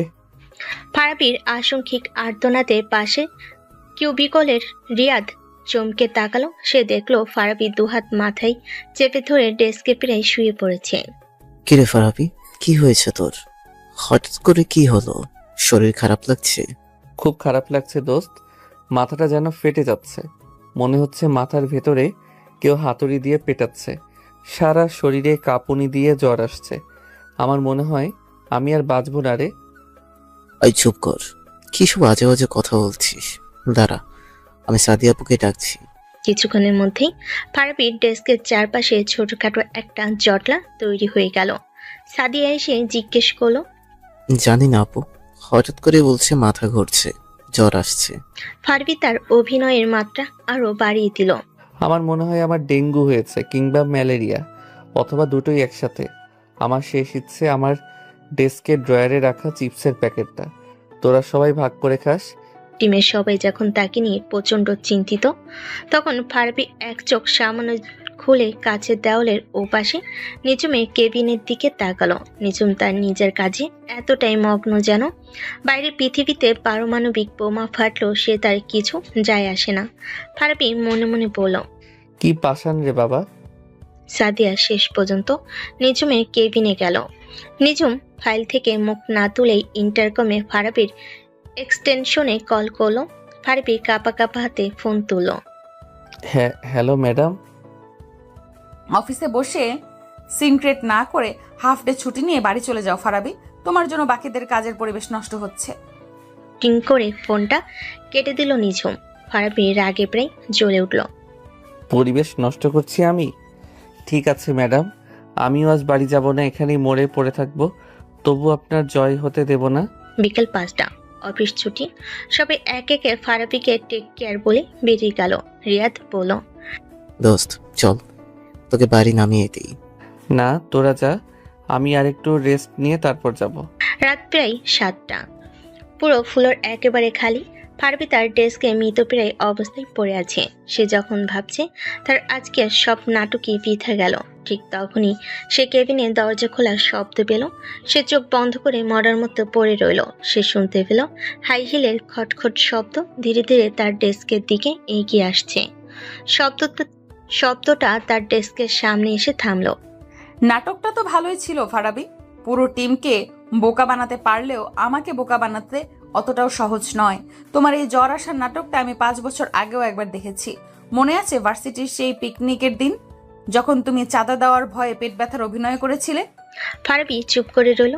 তার বুকের ভেতরটা ধুকপুক করছে। সে তার ডেস্কের উপর একটা ওষুধের পাতা আর একটা কাগজ রাখার শব্দ পেল। তবে তোমার এই ফাজলামি দেখে একটা জিনিস ভালো লাগলো, তুমি এখনো আগের মতোই আছো, একটুও বদলাওনি। এরপর আর কোনো শব্দ নেই। কিছুক্ষণ পর লিফটের দরজা খোলার শব্দ পাওয়া গেল। ফারাবি ধর্মর করে উঠে বসলো। ডেস্কের উপর এক পাতা প্যারাসিটামল আর একটা ভাঁজ করা চিরকুট। সে দ্রুত চিরকুটটা খুলল। নাটকটা ভালোই ছিল, তবে সত্যি যদি কখনো অসুস্থ হও তাহলে এই ওষুধটা খেও। আর হ্যাঁ, খালি পেটে খেও না, তাহলে অ্যাসিডিটি হতে পারে। চিরকুটটা পরে ফারাবির ঠোঁটের কোণে নিজের অজান্তেই এক চিলতে হাসি ফুটে উঠল। তার সারাদিনের সব রাগ, সব ক্লান্তি যেন এক মুহূর্তে উধাও হয়ে গেল। সে পি করে বলল, পাগলি একটা। আর পরম যত্নে চিরকুটটা তার ওয়ালেটে ঢুকিয়ে রাখলো। সে জানতো তাদের এই অদ্ভুত যুদ্ধটা সব জমে উঠতে শুরু করেছে। ফারাবির অসুস্থতার নাটকের ঠিক 2 দিন পর অফিসের পরিবেশটা বেশ থমথমে, কারণ শহরে তখন মুষলধারে বৃষ্টি হচ্ছে, সাথে থেকে থেকে বাজ পড়ছে। এমন দুর্যোগের দিনে বেশিরভাগ কর্মী আগেভাগে বাড়ি চলে গেছে, কিন্তু একটা জরুরি প্রজেক্টের ডেডলাইন থাকায় ফারাবি আর নিঝুমকে রাত পর্যন্ত অফিসে থাকতে হয়েছে। রাত প্রায় 9টা। কাজ শেষ করে নিঝুম তার কেবিন থেকে বেরিয়ে এলো। কাজ শেষ, চলো আজ আর দেরি না করাই ভালো। রাস্তাঘাটের অবস্থা খুব খারাপ। হ্যাঁ ম্যাডাম, আমারও শেষ। আপনার পারমিশন পেলে কি আমি আমার এই নশ্বর দেহটাকে বাড়ি নিয়ে যেতে পারি? রাস্তাঘাটের অবস্থা খুব খারাপ। অতিরিক্ত কথা বলাটা কি তোমার জন্মগত অভ্যাস? নিঝুম বিরক্ত হওয়ার ভান করলো। তার ঠোঁটের কোণে ছিল হালকা হাসির আভাস। তারা দুজনই একসাথে লিফটের জন্য অপেক্ষা করতে লাগলো। পুরো ফ্লোর অন্ধকার, শুধু শুধু করিডোরে ডিম লাইটগুলো জ্বলছে। বাইরে বিদ্যুতের ঝলকানিতে বিশাল কাচের জানালাগুলো থেকে থেকে আলোকিত হয়ে উঠছে। লিফট আসতেই তার ভেতরে ঢুকলো। ফারাবি জি বাটনে প্রেস করলো। লিফটের দরজাটা বন্ধ হয়ে গেল। লিফটের দরজাটা বন্ধ হয়ে সবে নিচের দিকে নামতে শুরু করেছে। ঠিক তখনই একটা প্রচণ্ড বাজ পড়ার শব্দ হলো। সাথে সাথে পুরো বিল্ডিংয়ের ইলেকট্রিসিটি চলে গেল। লিফটের ভিতরে আলোটা নিভে গিয়ে ইমার্জেন্সি লাইটটা জ্বলে উঠল এবং একটা ঝাঁকুনি দিয়ে লিফটটা মাঝপথে থেমে গেল। What the? ফারাবি দেওয়ালে পিঠ দিয়ে দাঁড়িয়ে নিজেকে সামলে নিল। লিফটের ভেতরটা তখন ইমার্জেন্সি লাইটের আবছা হলদে আলোয় ভৌতিক দেখাচ্ছে। বাইরে বৃষ্টির ঝমঝমে শব্দ ছাড়া আর কোনো আওয়াজই নেই। নিঝুমের কণ্ঠে প্রথমবারের মতো হালকা আতঙ্কের ছাপ। কি হলো? লিফটটা থেমে গেল কেন? মনে হচ্ছে পাওয়ার ফেল করেছে ম্যাডাম। ফারাবি পকেট থেকে ফোন বের করে টর্চ লাইটটা জ্বালালো। আর আমাদের ভাগ্যটা এতটাই ভালো যে আমরা ঠিক 2টো ফ্লোরের মাঝখানে আটকে গেছি। Wow, what N adventure. এটা কোনো অ্যাডভেঞ্চারের সময় নয় ফারাবি। ইমার্জেন্সি বাটনে প্রেস করো। ফারাবি কয়েকবার ইমার্জেন্সি বাটন আর ইন্টারকমে চাপলো, কিন্তু কোনো সাড়া নেই। কোনো লাভ নেই, জেনারেটর হয়তো এখনো চালু হয়নি। আমাদের অপেক্ষা করা ছাড়া আর কোনো উপায় নেই। এ বলে সে হেলান দিয়ে দাঁড়ালো। নিঝুমকে দেখে তার বেশ মজাই লাগছিল। সে যে বসটা সারাদিন তাকে শাসন করে, সে এখন একটা ছোট্ট লিফটের মধ্যে আটকে গিয়ে ভয় পাচ্ছে। কি হলো ম্যাডাম, আপনার কি ভয় লাগছে? আপনার মতো সাহসী ভিলেনদের তো অন্ধকারকেই ভয় দেখানোর কথা। আমার অন্ধকারে ভয় লাগে না, আমার বদ্ধ জায়গায় অস্বস্তি হয়। It's called claustrophobia. ও তাই নাকি? তাহলে তো ব্যাপারটা সিরিয়াস। আচ্ছা, চিন্তা করবেন না, আমি তো আছি, আপনার সুপারহিরো। যদিও আমার কাছে কোনো স্পেশাল পাওয়ার নেই, শুধু আজে বাজে কথা বলা ছাড়া। তার এই কথায় নিঝুমের মুখে হালকা হাসি ফুটে উঠল। পরিবেশটা কিছুটা সহজ করার জন্য ফারাবি বলতে লাগলো, আচ্ছা ম্যাডাম, চলুন একটা খেলা খেলি। যেহেতু আমাদের হাতে এখন অফুরন্ত সময়, চলুন ট্রুথ অর ডেয়ার খেলি। এখন খেলা করার মতো মানসিকতা আমার নেই। আরে খেলতে তো হবেই, না হলে আপনার ভয় আরো বাড়বে। ঠিক আছে, ডেয়ার তো আর এখানে সম্ভব না, তাই শুধু ট্রুথ। আমি আপনাকে একটা প্রশ্ন করব, আপনি সত্যি উত্তর দেবেন, তারপর আপনি আমাকে। নিঝুম কোনো উত্তর দেওয়ার আগে ফারাবি তার প্রথম প্রশ্নটা করে বসলো। আমার সেই দিনের অসুস্থতার নাটকটা কি আপনি সত্যি ধরে ফেলেছিলেন, নাকি মনে মনে আমার জন্য আপনার একটু চিন্তা হয়নি? নিঝুম কিছুক্ষণ চুপ করে রইল। লিফটের আবছা আলোয় তার মুখটা খুব বিষণ্ণ দেখাচ্ছে। তারপর শান্ত গলায় বলল, তোমার নাটকটা আমি প্রথম থেকেই ধরে ফেলেছিলাম ফারাবি। তোমার এইসব ছেলে মানুষই ভান আমি খুব ভালো করেই চিনি, কিন্তু চিন্তা যে একেবারে হয়নি তা বললে মিথ্যা বলা হবে। আমি জানতাম। এই তো লাইনে এসেছেন, ঠিক আছে, এবার আপনার পালা, করুন আপনার প্রশ্ন। নিঝুম তার দিকে সরাসরি তাকালো। তার চোখের দৃষ্টি এতটাই তীব্র ছিল যে ফারাবির মুখের হাসিটা মুহূর্তেই উধাও হয়ে গেল। আমার পালা? তাহলে বলো ফারাবি, 5 বছর আগে শেষ দিনটাতে তুমি কেন একবারও আমার কাছে ফিরে আসোনি? কেন একটা ফোন, একটা মেসেজ, কোনো কিছুর প্রয়োজন মনে করনি? কেন কোনো ব্যাখ্যা ছাড়াই আমার জীবন থেকে একটা ঝড়ের মতো উধাও হয়ে গিয়েছিলে? আমার অপরাধটা ঠিক কি ছিল ফারাবি? আমাকে কি একবারও জানানোর সুযোগ দেওয়া যেত না? এই একটা প্রশ্নে লিফটের ভেতরের সমস্ত হালকা পরিবেশ মুহূর্তেই ভারী হয়ে দম বন্ধ করা এই একটা প্রশ্নে লিফটের ভেতরের সমস্ত হালকা পরিবেশটা মুহূর্তে ভারী দম বন্ধ করা হয়ে গেল। ফারাবি মনে হলো কেউ যেন তার বুকের ভেতর থেকে সব বাতাস বের করে নিয়েছে। কারণ কারণ ব্যাখ্যা চাওয়ার বা দেওয়ার মতো কোনো পরিস্থিতি তুমি রাখোনি নিঝুম। ফারাবি অনেকদিন পরে তার নাম ধরে ডাকলো। তার কণ্ঠে ছিল অভিমানে 5 বছরের জমানো ভেজা কষ্ট। আমার এখনো স্পষ্ট মনে আছে সেই বিকেলটা। আমি তোমার জন্য ভার্সিটির গেটে অপেক্ষা করছিলাম। হাতে তোমার প্রিয় কদম ফুলের মালা ছিল। আর আমি নিজের চোখে দেখলাম তুমি ভার্সিটির সেই সিনিয়র ভাই রাহাত ভাইয়ের বাইকে করে তার সাথে হাসতে হাসতে চলে যাচ্ছ। সেই রাহাত ভাই যার সাথে আমার সম্পর্ক নিয়ে তোমার সাথে আমার প্রায় ঝামেলা হতো। 5 বছরের জমানো কষ্টে ভেজা সে একটা দীর্ঘশ্বাস ফেলল। আর তার আগের দিন রাতেই তুমি আমাকে কি বলেছিলে মনে আছে? বলেছিলে তোমার পরিবার থেকে তোমার বিয়ের জন্য খুব চাপ দিচ্ছে। বলেছিলে তোমার একজন প্রতিষ্ঠিত ভ্যাকসিন কাউকে দরকার, যে জীবনে প্রতিষ্ঠিত। আমার মতো একজন বেপরোয়া স্বপ্নবিলাসী ছেলের সাথে জীবন কাটানো সম্ভব নয়। এরপরও কি আমার কিছু বোঝার বাকি থাকে নিঝুম? আমার মনে হয়েছিল তুমি হয়তো তোমার সিদ্ধান্ত নিয়ে ফেলেছ। আমার আর সেখানে দাঁড়িয়ে থেকে নিজেকে হাসির পাত্র বানানোর কোনো মানে হয় না। আর তুমি তুমি আমার মুখের কথাগুলোকেই সত্যি বলে ধরে নিলে। নিঝুমের কণ্ঠস্বর কানে ধরে এলো। কাঁদতে কাঁদতে বলে, তুমি আমার চোখের দিকে একবারও তাকাওনি ফারাবি? তুমি একবারও আমার কাছে এসে জিজ্ঞেস করার প্রয়োজন মনে করলে না কেন আমি তার সাথে গিয়েছিলাম, কেন আমি ওভাবে কথাগুলো বলেছিলাম? তার চোখ দিয়ে টপ টপ করে জল গড়িয়ে পড়তে লাগলো। সেদিন সকালে আমার মা হঠাৎ করে সিঁড়ি থেকে পড়ে গিয়ে মাথায় খুব বাজেভাবে আঘাত পেয়েছিলেন। আমাকে দ্রুত হাসপাতালে যেতে হয়েছিল। আমার ফোনেও 1 ফোঁটা চার্জ ছিল না যে আমি তোমাকে জানাবো। আমি যখন দিশেহারা হয়ে রাস্তা খুঁজছিলাম ঠিক তখনই রাহাত ভাই আমাকে দেখতে পান। তিনি আমাকে শুধু হাসপাতালে পৌঁছে দেওয়ার জন্য লিফট দিয়েছিলেন ফারাবি। শুধু একটা লিফট, এর বেশি কিছু না। আর তুমি তুমি কি জানো হাসপাতালের বেডে শুয়েও মা কাকে খুঁজছিলেন? তোমাকে।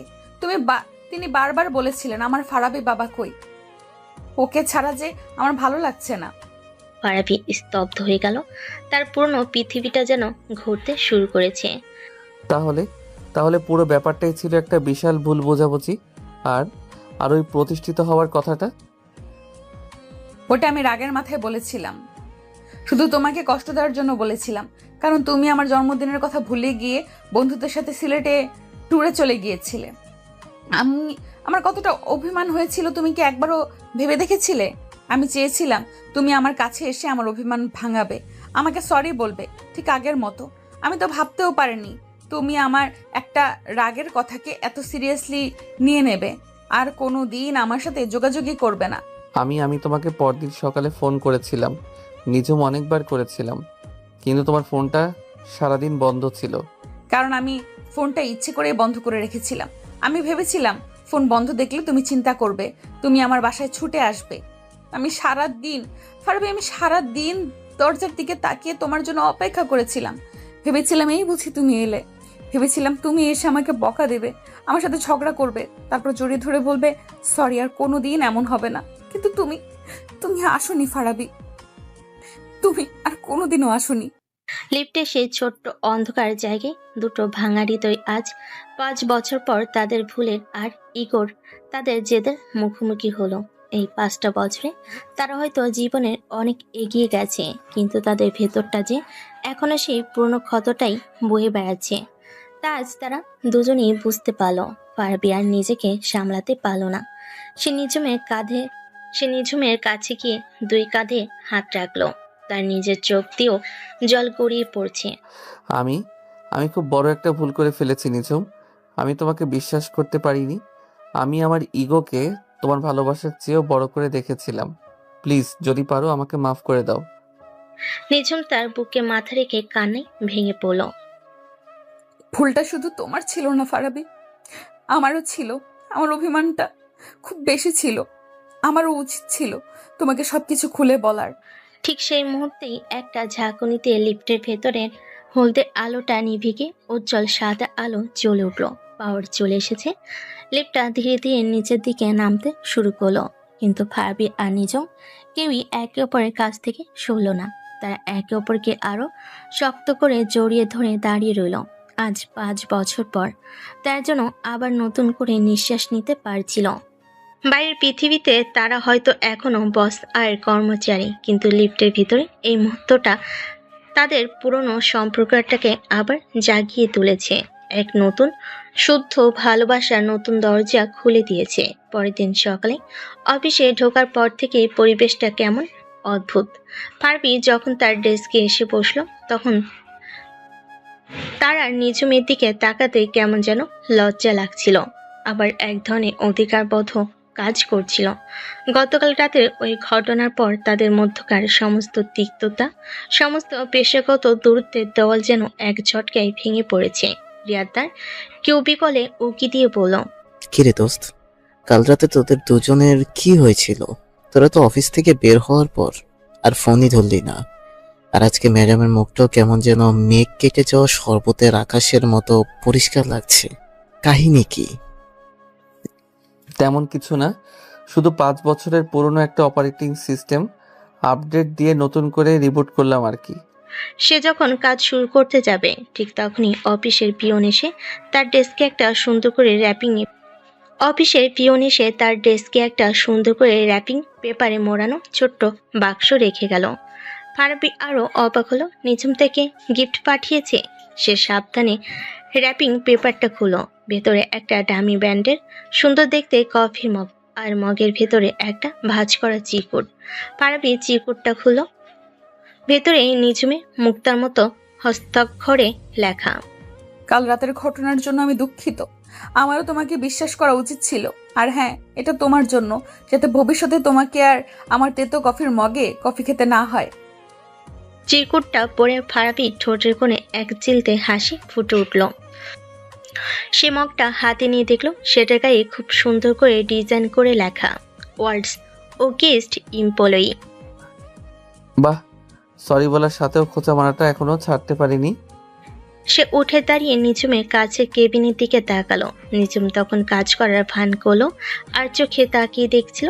ফারাবি মগটা উঁচিয়ে তাকে একটা স্যালুট জানায় এবং ইশারায় বোঝালো খুব পছন্দ হয়েছে। নিঝুমের মুখেও হালকা হাসির আভা ফুটে উঠল। ফারাবির মনে হলো, নিঝুম যখন এত সুন্দর করে সরি বলতে পারে, তাহলে আমি বা পিছিয়ে থাকবো কেন? আমাদের ভুলের পাল্লায় তো আমারই দোষটা বেশি ছিল। লাঞ্চের ঠিক আগে নিঝুম তার কেবিনে বসে একটা জরুরি ফাইল দেখছিল। হঠাৎ করে সে তার প্রিয় ডার্ক চকলেটের গন্ধ পেল।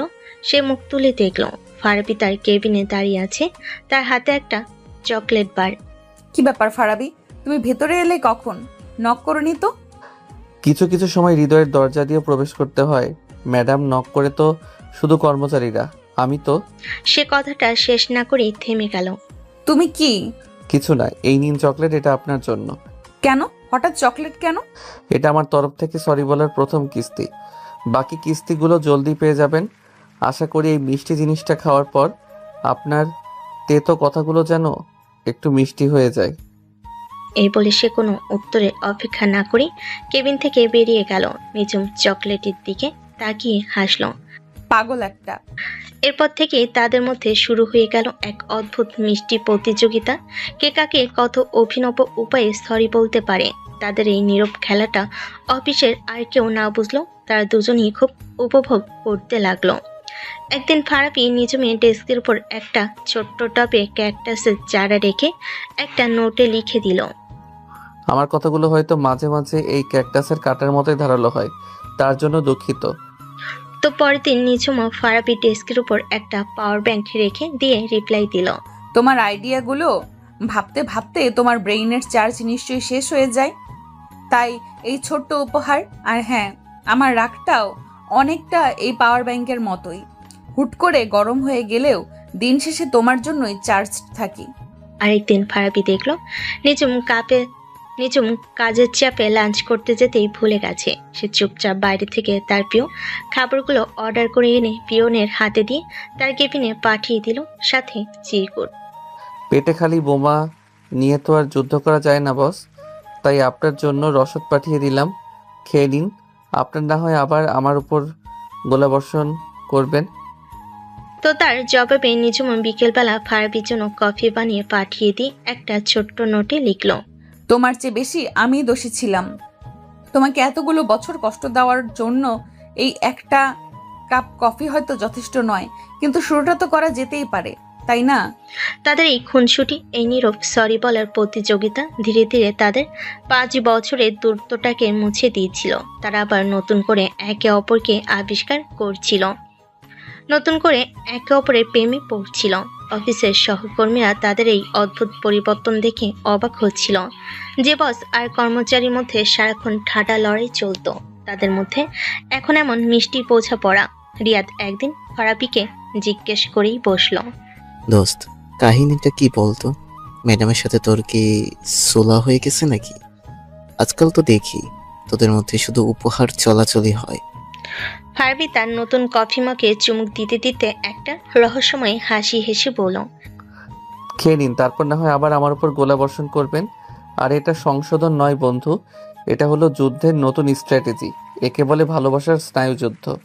এভাবেই খুনসুটির মাধ্যমে আরো কেটে গেল 2 সপ্তাহ। আজ তারা কোম্পানি থেকে যাচ্ছে কক্সবাজার ট্যুরে। এক্সকিউজ মি ম্যাডাম, আপনার পারমিশন ছাড়া কি আমি আপনার পাশের সিটটাতে বসতে পারি, নাকি এখানে বসার জন্যেও আমাকে আলাদা করে অ্যাপয়েন্টমেন্ট নিতে হবে? কক্সবাজারগামী এসি বাসের ভেতরটা অফিসের সহকর্মীদের হই হুল্লোড়ে মুখরিত। সবাই নিজেদের মতো করে সিট দখল করে আড্ডায় মেতেছে। নিজুম জানালার পাশে একটা সিটে বসে হেডফোনে গান শুনছিল, বাইরের জগতের সাথে যোগাযোগ প্রায় বিচ্ছিন্ন করে। ঠিক তখনই ফারাবির কণ্ঠস্বর এসে বাস্তবে ফিরল। সে হেডফোনটা খুলে ফারাবির দিকে তাকিয়ে ভুর কুচকে বলল, পুরো বাস খালি পড়ে আছে, তুমি বসার জন্য আর কোনো জায়গা খুঁজে পেলে না? ফারাবি তার পাশের সিটে বসে পড়ল। পেয়েছি তো, কিন্তু আমার মন বলল সবচেয়ে নিরাপদ জায়গাটা হলো আমার বসের পাশে। কারণ বাস যদি হাইজ্যাকও হয়ে যায়, আমি জানি আপনি আপনার রাগী চোখের দৃষ্টি দিয়ে ডাকাতদের ভস্ম করে দেবেন। অতিরিক্ত কথা বলা শেষ হলে একটু চুপ করবে? আমি গান শুনবো। কি গান শুনছেন শুনি? ফারাবি তার কানের কাছে থেকে একটা এয়ারপড খুলে নিজের কানে লাগিয়ে দিল। হোয়াট? আপনি এখনো রবীন্দ্রসঙ্গীত শোনেন? আমারও পরানো যাহা চাই। সিরিয়াসলি ম্যাডাম, আপনার ব্যক্তিত্বের সাথে তো হেভি মেটাল বা রক টাইপের গান যাওয়া উচিত ছিল, যেখানে থাকবে শুধু চিৎকার আর হাহাকার। নিজুম রেগে গিয়ে এয়ারপডটা কেড়ে নিল। তোমার সমস্যাটা কি বলো তো? আমার যা ইচ্ছে আমি তাই শুনবো, তাতে তোমার কি? আমার তো অনেক কিছু, কারণ এই গানটা শুনলেই আমার সেই দিনগুলোর কথা মনে পড়ে যায়। মনে আছে ভার্সিটির 21শে ফেব্রুয়ারি অনুষ্ঠানে আপনি এই গানটা গেয়েছিলেন? সেদিনই তো আমি প্রথম আপনার প্রেমে পড়েছিলাম, যদিও তখনও জানতাম না আপনার সুন্দর গলার পেছনে একটা আগ্নেয়গিরি লুকিয়ে আছে। ফারাবি এই সরাসরি কথায় নিজুমের মুখটা লাল হয়ে গেল। সে কোনো উত্তর না দিয়ে চুপচাপ জানালার বাইরে তাকিয়ে রইল। কক্সবাজারে পৌঁছানোর পর থেকে ফারাবি আর নিজুম যেন আঠার মতো একে অপরের সাথে লেগে রইল।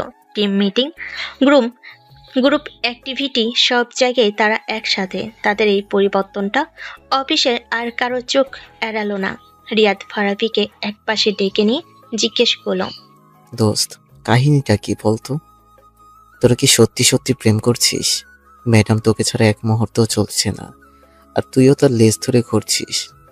আর এটা প্রেম নয় দোস্ত, এটা হলো বস ম্যানেজমেন্ট স্ট্র্যাটেজি। বসকে সবসময় চোখে চোখে রাখতে হয়, কখন তার মেজাজ বিগড়ে যায় আর আমার চাকরিটা টুপ করে খসে পড়ে, তার কোনো গ্যারান্টি আছে?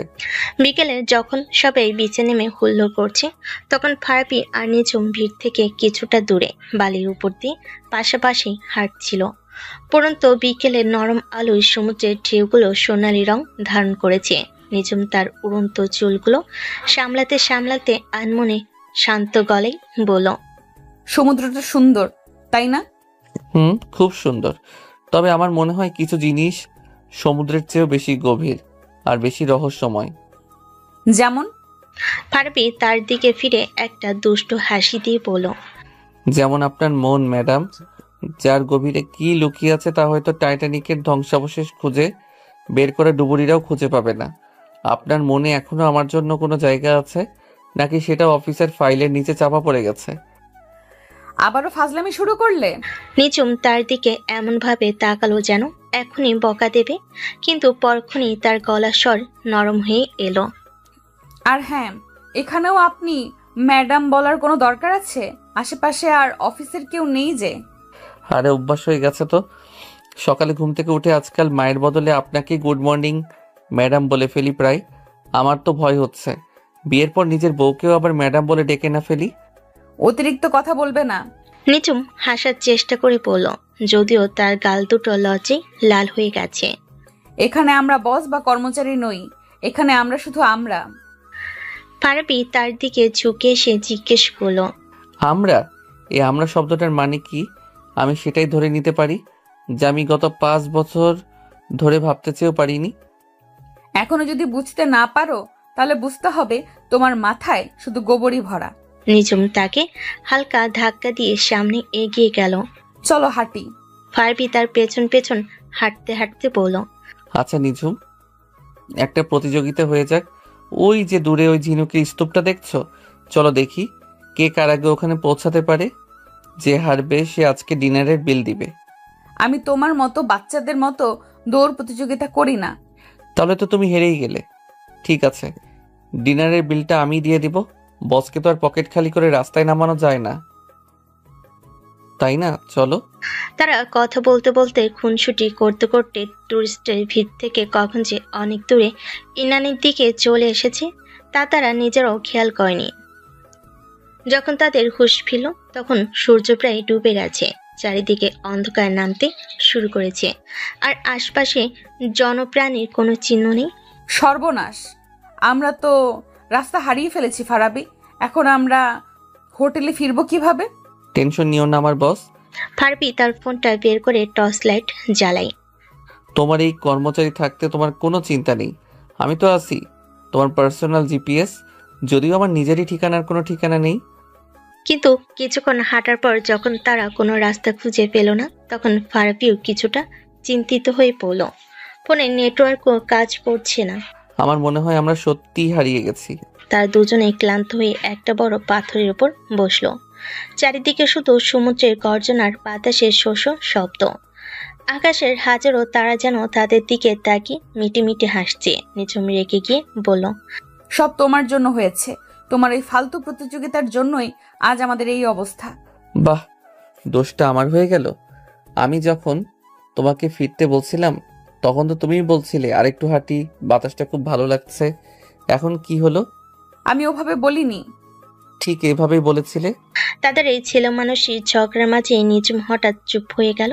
সে সমুদ্রের দিকে তাকিয়ে শান্ত গলেই বলল, আমাদের শেষবার একসাথে সমুদ্র দেখাটা তোমার মনে আছে ফারাবি? এই একটা প্রশ্নে তাদের মধ্যকার সমস্ত খুনসুটি, সমস্ত রাগ যেন এক মুহূর্তে উধাও হয়ে গেল। ফারাবি সমুদ্রের দিকে তাকালো, তার কণ্ঠস্বরটা ভারী হয়ে এলো। কিভাবে ভুলবো? আমাদের ব্রেকআপের ঠিক 1 মাস আগের ঘটনা। সেন্ট মার্টিনসে পূর্ণিমার রাত ছিল। তুমি আমার কাঁধে মাথা রেখে সারা রাত ধরে তারা দেখেছিলে। সেদিন আমি তোমাকে কিছু একটা বলতে চেয়েছিলাম ফারাবি, কিন্তু সাহসে কুলোইনি। কি বলতে চেয়েছিলে? নিঝুম কিছুক্ষণ চুপ করে রইল, তারপর একটা দীর্ঘশ্বাস ফেলে বলল, আমি বলতে চেয়েছিলাম যে আমার বাবা তোমার কথা জেনেও গিয়েছিলেন। তিনি তোমাকে একবারও না দেখেই, তোমার সম্পর্কে না জেনেই তোমাকে রিজেক্ট করে দিয়েছিলেন। তিনি বলেছিলেন তার মেয়ের জন্য তিনি একজন প্রতিষ্ঠিত সম্ভ্রান্ত পরিবারের ছেলে চান, তোমার মতো একজন সাধারণ মধ্যবিত্ত পরিবারের ছেলে নয়, যে কিনা সারা দিন শুধু স্বপ্ন দেখে বেড়ায়। আর মার কথা কি বলবো, সেটা তো তুমি জানোই। উনি তোমাকে কতটা স্নেহ করতেন। তুমি চলে যাওয়ার পর মা প্রায় রান্না করে ভাবতেন আজ আমার ফারাবি আসবে, নিশ্চয়ই আসবে। আমি বাবার সাথে অনেক ঝগড়া করেছিলাম। আমি তাকে বোঝানোর চেষ্টা করছিলাম যে আমি তোমাকে কতটা ভালোবাসি, কিন্তু তিনি কিছুই শুনতে চাননি। তিনি আমাকে তোমার সাথে সব সম্পর্ক শেষ করে দেওয়ার জন্য চাপ দিচ্ছিলেন। আমি খুব একা হয়ে গিয়েছিলাম ফারাবি, খুব অসহায় লাগছিল। আমি বুঝতে পারছিলাম না আমি কি করব। একদিকে আমার বাবার সম্মান, আরেকদিকে আমার ভালোবাসা। আমি চেয়েছিলাম তুমি অন্তত একবার আমাকে এসে বলো যে চিন্তা করো না নিঝুম, আমি সব ঠিক করে দিব, আমি তোমার বাবার সাথে কথা বলবো। আমি শুধু তোমার কাছ থেকে একটু ভরসা চেয়েছিলাম ফারাবি। তার চোখ দিয়ে জল গড়িয়ে পড়ছিল। কিন্তু তুমি তখন বন্ধুদের নিয়ে ব্যস্ত ছিলে, আমার জন্মদিনটাও ভুলে গিয়েছিলে। আমার অভিমান হয়েছিল, খুব অভিমান। আমার মনে হয়েছিল আমার এই লড়াইতে আমি হয়তো একেবারেই একা। তাই তাই আমি রাগের মাথায় তোমাকে কষ্ট দেওয়ার জন্য সে প্রতিষ্ঠিত হওয়ার কথা বলেছিলাম। আমি তো ভাবতেও পারিনি আমার একটা রাগের কথা আমাদের এতগুলো বছরকে শেষ করে দিবে। ফারাবি কোনো কথা বলতে পারছিল না। তার বুকের ভেতরটা জমে থাকা কষ্টে পাথর হয়ে গিয়েছিল। নিঝুম আবার কাঁদতে কাঁদতে বলল, আমি তোমাকে কখনো বলতে পারিনি ফারাবি, এই 5টা বছর আমি কিভাবে কাটিয়েছি। আমি পড়াশোনায় ডুবে গিয়েছিলাম, ক্যারিয়ারের পেছনে ছুটেছি, নিজেকে সবার চোখে সেরা প্রমাণ করার জন্য দিন রাত এক করে ফেলেছি। সবাই দেখেছে আমার সাফল্য, আমার উন্নতি, কিন্তু কেউ দেখেনি প্রতি রাতে আমি তোমার ছবি বুকে জড়িয়ে ধরে নিঃশব্দে কেঁদেছি। আমি ভেবেছিলাম আমি হয়তো তোমাকে ঘৃণা করি, কিন্তু সত্যিটা হলো আমি কোনোদিনও তোমাকে ভুলতেই পারিনি ফারাবি, এক মুহূর্তের জন্যও না। ফারাবি আর নিজেকে সামলাতে পারল না। সে নিঝুমের হাতটা ধরলো। আমি খুব স্বার্থপর ছিলাম নিঝুম। আমি শুধু আমার অপমান, আমার কষ্টটাকেই বড় করে দেখেছিলাম। আমি কোনোদিনও তোমার দিকটা বোঝার চেষ্টাই করিনি। আমি যদি সেদিন আরেকটু ধৈর্য ধরতাম, আরেকটু তোমাকে বিশ্বাস করতাম, তাহলে হয়তো আজ আমাদের গল্পটা অন্যরকম হতো। এখনো কি অন্যরকম হওয়ার সুযোগ আছে ফারাবি? নিঝুম তার ভেজা চোখে জিজ্ঞেস করলো। ফারাবি তার চোখের জল মুছিয়ে দিয়ে তার মুখটা 2 হাতে তুলে ধরলো। যতদিন আমার নিঃশ্বাস চলবে ততদিনই সুযোগ আছে নিঝুম। এই বলে সে আলতো করে নিঝুমের ঠোঁটে তার ঠোঁট রাখলো। সমুদ্রের গর্জন, রাতের নিস্তব্ধতা আর আকাশের হাজারো তারা সাক্ষী হয়ে রইল তাদের বহু প্রতীক্ষিত অশ্রুসিক্ত পূর্ণ মিলনের। আজ 5 বছর পর তারা শুধু হারিয়ে যাওয়ার রাস্তাটাই খুঁজে পায়নি, তারা তাদের হারিয়ে যাওয়া ভালোবাসাটিকেও নতুন করে খুঁজে পেল। পরের দিন সকালে হোটেলের লবিতে তুমুল হট্টগোল। টিমের সবাই প্রচণ্ড চিন্তিত মুখে পায়চারি করছে। ফারাবি আর নিঝুম কাল বিকেল থেকে নিখোঁজ, তাদের ফোনও যোগাযোগ করা যাচ্ছে না। সাদিয়া প্রায় কাঁদো কাঁদো হয়ে পড়ল। রিয়াদ যখন ট্যুর ম্যানেজারের সাথে কথা বলছিল, ঠিক তখনই হোটেলের গেট দিয়ে একটা স্থানীয় জেলেতে ব্যবহৃত পুরনো ভাঙাচোরা ভ্যান এসে থামলো। ভ্যানের পেছন থেকে নামলো ফারাবি আর নিঝুম। ফারাবির চুলগুলো কাকের বাসার মতো হয়ে আছে, শার্টের এক জায়গায় মাঝে আষ্টে লেগে আছে। আর নিঝুমের অবস্থা আরো করুন, তার দামি পোশাকটা কুঁচকে গেছে, মুখের রাজ্যে ক্লান্তি, কিন্তু তার চোখে মুখে কোনো রাগ বা ভয় নেই, বরং কেমন একটা শান্ত প্রশান্তির ছাপ। সবাই দৌড়ে তাদের দিকে এগিয়ে গেল। রিয়াদ ফারাবিকে জড়িয়ে ধরে বলল, তোরা কই ছিলি সারা রাত? আমরা তো টেনশনে মরেই যাচ্ছিলাম। তোদের কি কিডন্যাপ করেছিল নাকি? কিডন্যাপার চেয়েও ভয়ঙ্কর কিছু হয়েছিল দোস্ত। কাল রাতে আমরা ভিন গ্রহের প্রাণীদের আক্রমণের শিকার হয়েছিলাম। ওরা আমাদের তাদের ইউএফএতে তুলে নিয়ে সারা রাত ধরে তাদের গ্রহের সবচেয়ে কঠিন প্রশ্নটা জিজ্ঞেস করছিল, মুরগি আগে এসেছে নাকি ডিম। তার এই কথায় সবাই অবাক হয়ে গেল। নিঝুম তার দিকে চোখ গরম করে বলল, ফাজলামো বন্ধ করবে? তারপর সে সবার দিকে ফিরে বলল, সরি তোমাদের সবাইকে চিন্তায় ফেলার জন্য। আমরা আসলে হাঁটতে হাঁটতে অনেকটা দূরে চলে গিয়েছিলাম এবং পথ হারিয়ে ফেলেছিলাম। সৌভাগ্যক্রমে আজ ভোরে কয়েকজন জেলের সাথে আমাদের দেখা হয়, ওনারাই আমাদের এই পর্যন্ত পৌঁছে দিয়েছেন। হ্যাঁ, আর আসার পথে আমরা এটাও আবিষ্কার করেছি যে শুটকি মাছ শুধু খাওয়ার জিনিস নয়, এর গন্ধ পারফিউম হিসেবেও ব্যবহার করা যায়। ম্যাডামের কাছ থেকে এই নতুন জ্ঞানটা লাভ করলাম। নিঝুম তাকে কনুই দিয়ে একটা গুতা মেরে বলল, চুপ করো। তাদের এই মিষ্টি খুনসিটি দেখে টিমের বাকি সদস্যরা একে অপরের দিকে তাকিয়ে হাসলো। তারা বুঝতে পারল এই হারিয়ে যাওয়ার ঘটনাটা তাদের দুজনকে শুধু ফিরিয়ে আনেনি, বরং অনেক বেশি কাছাকাছি নিয়ে এসেছে। ট্যুর থেকে ঢাকায় ফেরার পর অফিসের পরিবেশটা পুরোপুরি বদলে গেল। ফারাবি আর নিঝুমের মধ্যে এখন আর কোনো ঠান্ডা লড়াই নেই, আছে শুধু মিষ্টি খুনসুটি আর একে অপরের প্রতি গভীর বোঝাপড়া। ফারাবি এখন আর নিঝুমকে রাগানোর জন্য ফাজলামি করে না, বরং তাকে হাসানোর জন্য। আর নিজমও তার বসের খোলসটা অনেকটাই সরিয়ে ফেলে ফারাবির ছেলে মানুষগুলো উপভোগ করে। কিন্তু তাদের এই সুখ বেশি দিন স্থায়ী হলো না।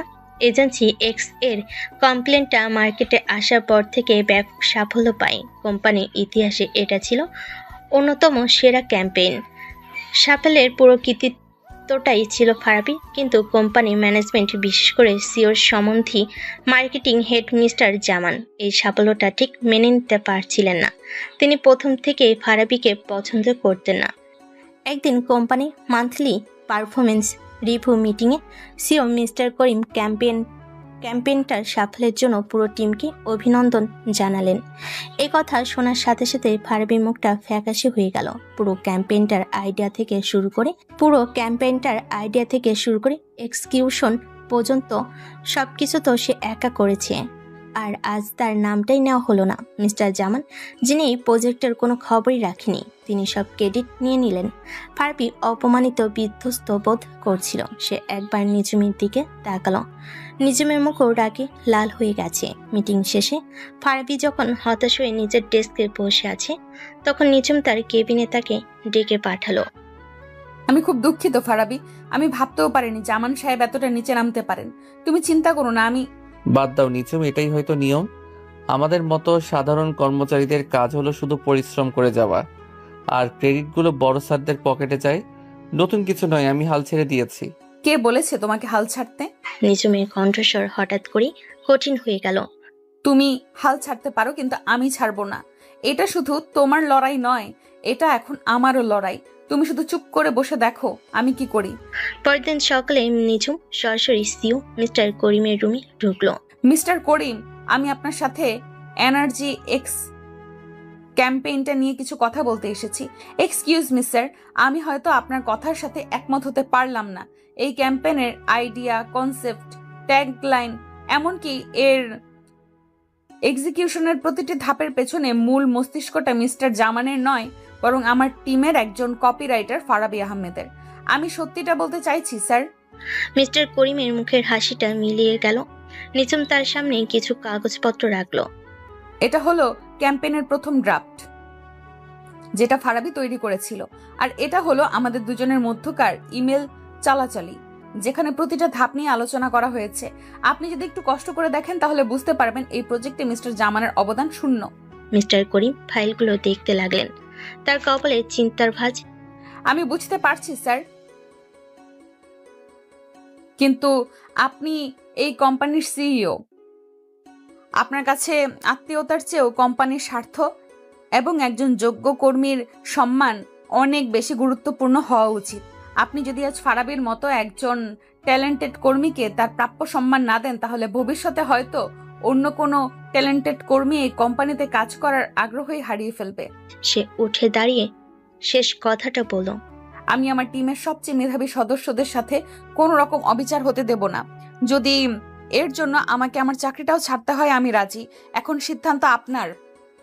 আপনি কি একজন আত্মীয়কে খুশি রাখবেন, নাকি আপনার কোম্পানির ভবিষ্যৎকে সুরক্ষিত রাখবেন? এই বলে সে আর এক মুহূর্ত না দাঁড়িয়ে কেবিন থেকে বেরিয়ে এলো। তার এই সাহসী পদক্ষেপের কথা পুরো অফিসে ছড়িয়ে পড়ল। ফারাবি যখন শুনল নিজুম তার সম্মানের জন্য কোম্পানির সিওর সাথে সরাসরি লড়াই করেছে, তখন তার চোখে জল চলে এলো। সে বুঝতে পারল নিজুম তাকে কতটা ভালোবাসে। এই ভালোবাসা শুধু কথায় নয়, কাজেও প্রমাণ করে দেওয়ার মতো ভালোবাসা। পরের দিন সকালে অফিসের পরিবেশটা বেশ থমথমে, সবার মনে চাপা উত্তেজনা। সেও কি নিজুমের কথা রাখবেন, নাকি নিজের সম্বন্ধীকে বাঁচাতে তাকে চাকরিচ্যুত করবেন? ফারাবি সকাল থেকে একবারও নিজুমের কেবিনের দিকে তাকায়নি। তার ভেতরে চলছে কৃতজ্ঞতা, ভালোবাসা আর তীব্র উদ্বেগের এক মিশ্র অনুভূতি। ঠিক 10টায় পুরো কোম্পানির সব স্টাফের কাছে একটা গ্রুপ ইমেল এলো সিও মিস্টার করিমের পক্ষ থেকে। ইমেলে লেখা ছিল, এই ক্যাম্পেইনের অভাবনীয় সাফল্যের পেছনে মূল কারিগর আমাদের ক্রিয়েটিভ টিমের মেধাবী copywriter mister Farabi Ahmed. Mister Farabi আহমেদকে কোম্পানির পক্ষ থেকে আন্তরিক অভিনন্দন। তার মেধা এবং কঠোর পরিশ্রমের স্বীকৃতিস্বরূপ তাকে সিনিয়র কপিরাইট পদে পদোন্নতি করা হলো এবং সাথে একটি বিশেষ বোনাস প্রদান করা হলো। আশা করি তিনি ভবিষ্যতেও তার এই সাফল্যের ধারা অব্যাহত রাখবেন। ইমেলটা দেখার সাথে সাথে পুরো ফ্লোর হাততালিতে ফেটে পড়ল। রিয়া দৌড়ে এসে ফারাবিকে জড়িয়ে ধরল। দোস্ত, তুই তো হিরো। Hero, congratulations. ফারাবি তখনও স্ক্রিনের দিকে তাকিয়ে আছে। তার চোখ দুটো ভিজে উঠেছে। সে হাততালির শব্দে চেয়েও বেশি করে শুনতে পাচ্ছিল অন্য কিছু। নিজমের সাহসের গল্প, তার ভালোবাসার প্রতিদানের গল্প। সে মুখ তুলে নিজমের কাছে কেবিনের দিকে তাকালো। নিজমও তার দিকে তাকিয়েছিল। তার মুখে ছিল এক প্রশান্তির হাসি। সে হাসিতে ফারাবি খুঁজে পেল তার জীবনের সবচেয়ে বড় পুরস্কার। সেই সন্ধ্যায় অফিস শেষে ফারাবি যখন বের হচ্ছে তখন নিঝুম তাকে ডাকলো। ফারাবি দাঁড়াও, তোমার সাথে আমার কথা ছিল। বলো। আজ রাতে তোমার কোনো কাজ আছে? না, কেন? মা তোমাকে দেখতে চেয়েছেন। আজ সকালে মা ফোন করেছিলেন, তিনি তোমার খবর শুনেছেন, তিনি একবার তোমাকে দেখতে চান। তুমি কি আমাদের বাসায় আসবে? সে অপ্রত্যাশিত প্রস্তাবে ফারাবি চমকে গেল। নিঝুমের মা, যাকে সে খালাম্মা বলে ডাকতো, তিনি তাকে খুব স্নেহ করতেন। সেই দুর্ঘটনার রাতে নিঝুমের মুখে সে শুনেছিল তিনি অসুস্থ অবস্থায়ও তার খোঁজ করেছিলেন। অবশ্যই যাব। আমি তো নিজেই খালাম্মার সাথে দেখা করার কথা ভাবছিলাম। তিনি এখন কেমন আছেন? অনেক ভালো। চলো আমার সাথেই চলো তাহলে। নিঝুমের বাসাটা আগের মতোই আছে, সিমসাম গোছানো। ফারাবি ড্রয়িং রুমে ঢুকেই ভেতর থেকে নিঝুমের মা মিসেস আনোয়ারা প্রায় দৌড়ে বেরিয়ে এলেন। তিনি ফারাবির মাথায় গালে হাত বুলিয়ে দিতে দিতে কান্নায় ভেঙে পড়লেন। ফারাবি তার পা ছুঁয়ে সালাম করলো। তিনি রান্নাঘরে যাওয়ার পর নিঝুম ফারাবির পাশে এসে বসল। অনেকক্ষণ গল্প আর আড্ডার পর মিসেস আনোয়ারা যখন ঘুমাতে গেলেন তখন রাত প্রায় 11টা। নিঝুম ফারাবিকে নিয়ে তার নিজের ঘরে এলো। ঘরটা আগের মতোই আছে, বই সেলফ, পরের টেবিল, দেওয়ালে সাঁটানো পোস্টার, সব কিছু যেন সময়ের সাথে থেমে আছে। মা তোমাকে খুব ভালোবাসেন ফারাবি। এই 5 বছরে এমন একটা দিনও যায়নি যেদিন তিনি তোমার কথা বলেননি। তোমাকে একটা জিনিস দেখানোর জন্য এখানে নিয়ে এসেছি। নিঝুম তার পরের টেবিলের ড্রয়ারটা খুলো। সে ভেতর থেকে একটা পুরনো হলদে হয়ে যাওয়া ভাঁজ করা চিঠি বের করে ফারাবির হাতে দিল। এটা কি? একটা চিঠি যেটা আমি আজ থেকে 5 বছর 6 মাস 11 দিন আগে তোমার জন্য লিখেছিলাম, আমাদের ব্রেকআপের ঠিক পরদিন সকালে। কিন্তু আমি কোনোদিন তোমাকে এটা দেওয়ার সাহস পাইনি, কারণ তোমাকে তো পরে খুঁজেই পাইনি। ফারাবি অবাক হয়ে চিঠিটার দিকে তাকিয়ে রইল। সে সাবধানে ভাঁজ খুলল। ভেতরটা নিঝুমে সেই পরিচিত মুক্তোর মতো হস্ত অক্ষরে লেখা। প্রিয় ফারাবি, প্রিয় লিখলাম কারণ তুমি ছাড়া আর কাউকে এই শব্দটা বলার অধিকার আমি কোনোদিন দিতে পারবো না। জানি না এই চিঠিটা কোনোদিন তোমার হাতে পৌঁছাবে কিনা। হয়তো পৌঁছাবে না, হয়তো এটা আমার ড্রয়ারের কোনায় পড়েই থাকবে আমার না বলা কথাগুলোর মতো। কাল রাতটা ছিল আমার জীবনের সবচেয়ে ভয়ঙ্কর রাত। তুমি যখন ফোনটা কেটে দিলে তখন আমার মনে হয়েছিল আমার পৃথিবীটা বুঝি শেষ হয়ে গেল। আমি সারা রাত ধরে অপেক্ষা করেছি ফারাবি, ভেবেছি তুমি আসবে, তুমি এসে আমার সাথে ঝগড়া করবে, আমার উপর চিৎকার করবে, কিন্তু শেষ পর্যন্ত আমাকে জড়িয়ে ধরে বলবে পাগলি একটা। কিন্তু তুমি আসোনি। আমার খুব একা লাগছে ফারাবি, প্রচন্ড একা।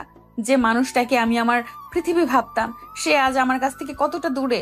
আমি জানি দোষটা আমারই, আমার রাগের মাথায় বলা একটা কথা, আমার অভিমান, সব কিছু জন্য আজ আমরা আলাদা। আমি তোমাকে বোঝাতে পারিনি আমি কতটা অসহায় ছিলাম, আমি তোমাকে বিশ্বাস জোগাতে পারিনি। আমি জানি না আমি তোমাকে ছাড়া কিভাবে বাঁচবো। সবাই আমাকে কঠিন বলে, অহংকারী বলে, কিন্তু সত্যিটা হলো আমি শুধু তোমার সামনেই নরম হতে পারতাম। শুধু তোমার কাছেই আমি সত্যিকারের আমি ছিলাম। তুমি ছাড়া আমি যে অসম্পূর্ণ ফারাবি। যদি কোনোদিনও এই চিঠিটা তোমার হাতে পৌঁছায় তাহলে শুধু জেনে রেখো এই পৃথিবীতে এমন একজন আছে যে তার ভুলের জন্য অনুতপ্ত, যে তোমাকে তার জীবনের চেয়েও বেশি ভালোবাসে আর সারা জীবন ভালোবেসে যাবে। ইতি তোমার ভালোবাসার নিঝুম। চিঠিটা পড়তে পড়তে ফারাবি চোখ দিয়ে কখন যে জল গড়িয়ে পড়তে শুরু করেছে সে টেরই পায়নি। তার মনে হলো কেউ যেন তার বুকের ভেতরটা মুচড়ে দিয়েছে। এই 5টা বছর সে শুধু একা কষ্ট পায়নি, নিজেও তিলে তিলে পড়েছে, একা একা কেঁদেছে। যে যন্ত্রণাটা সে একা বয়ে বেড়াচ্ছে বলে ভাবত, সে একই যন্ত্রণা নিজুমকেও কুড়ে কুড়ে খেয়েছে। সে চিঠিটা ভাঁজ করে নিঝুমের দিকে তাকালো। নিঝুম তখন জানালার পাশে দাঁড়িয়ে কাঁদছে। ফারাবি তার কাছে গিয়ে পেছন থেকে তাকে আলতো করে জড়িয়ে ধরল। কেন কেন দাওনি এই চিঠিটা আমাকে? নিঝুম, কেন এতগুলো বছর আমাকে আর নিজেকে এতটা কষ্ট দিলে? ভয় পেয়েছিলাম, ভেবেছিলাম তুমি হয়তো আমাকে আর বিশ্বাস করবে না, ভেবেছিলাম তুমি হয়তো নিশ্চয়ই আমাকে ঘৃণা করতে শুরু করেছো। আমি তোমাকে কোনোদিনও ঘৃণা করতে পারিনি নিঝুম। ফারাবি তাকে নিজের দিকে ঘোরালো। সে তার মুখটা দুহাতে তুলে ধরে তার চোখের জল মুছে দিল। আমি হয়তো রাগ করেছি, অভিমান করেছি, কিন্তু তোমাকে ভালোবাসতে ভুলে যাইনি এক মুহূর্তের জন্যেও। সে নিঝুমের কপালে একটা গভীর চুমু খেলো। আর একটা মুহূর্ত তোমাকে ছাড়া থাকতে চাই না নিঝুম, আর একটা সেকেন্ডও না। আমি তোমাকে ভালোবাসি, খুব খুব খুব ভালোবাসি। আমিও তোমাকে ভালোবাসি ফারাবি। আমার জীবনের প্রথম এবং শেষ ভালোবাসা তুমি ফারাবি। সেই রাতে নিঝুমের সেই স্মৃতি ভরা ঘরে দুটো বিচ্ছেদী হৃদয় তাদের সমস্ত ভুল, সমস্ত অভিমানকে পেছনে ফেলে আবারও এক হয়ে গেল। তাদের 5 বছরের দীর্ঘ অপেক্ষা, তাদের না বলা কথা, তাদের চোখের জল, সবকিছু যেন আজ পূর্ণতা পেল তাদের ভালোবাসার নিঃস্বার্থ স্বীকারোক্তিতে।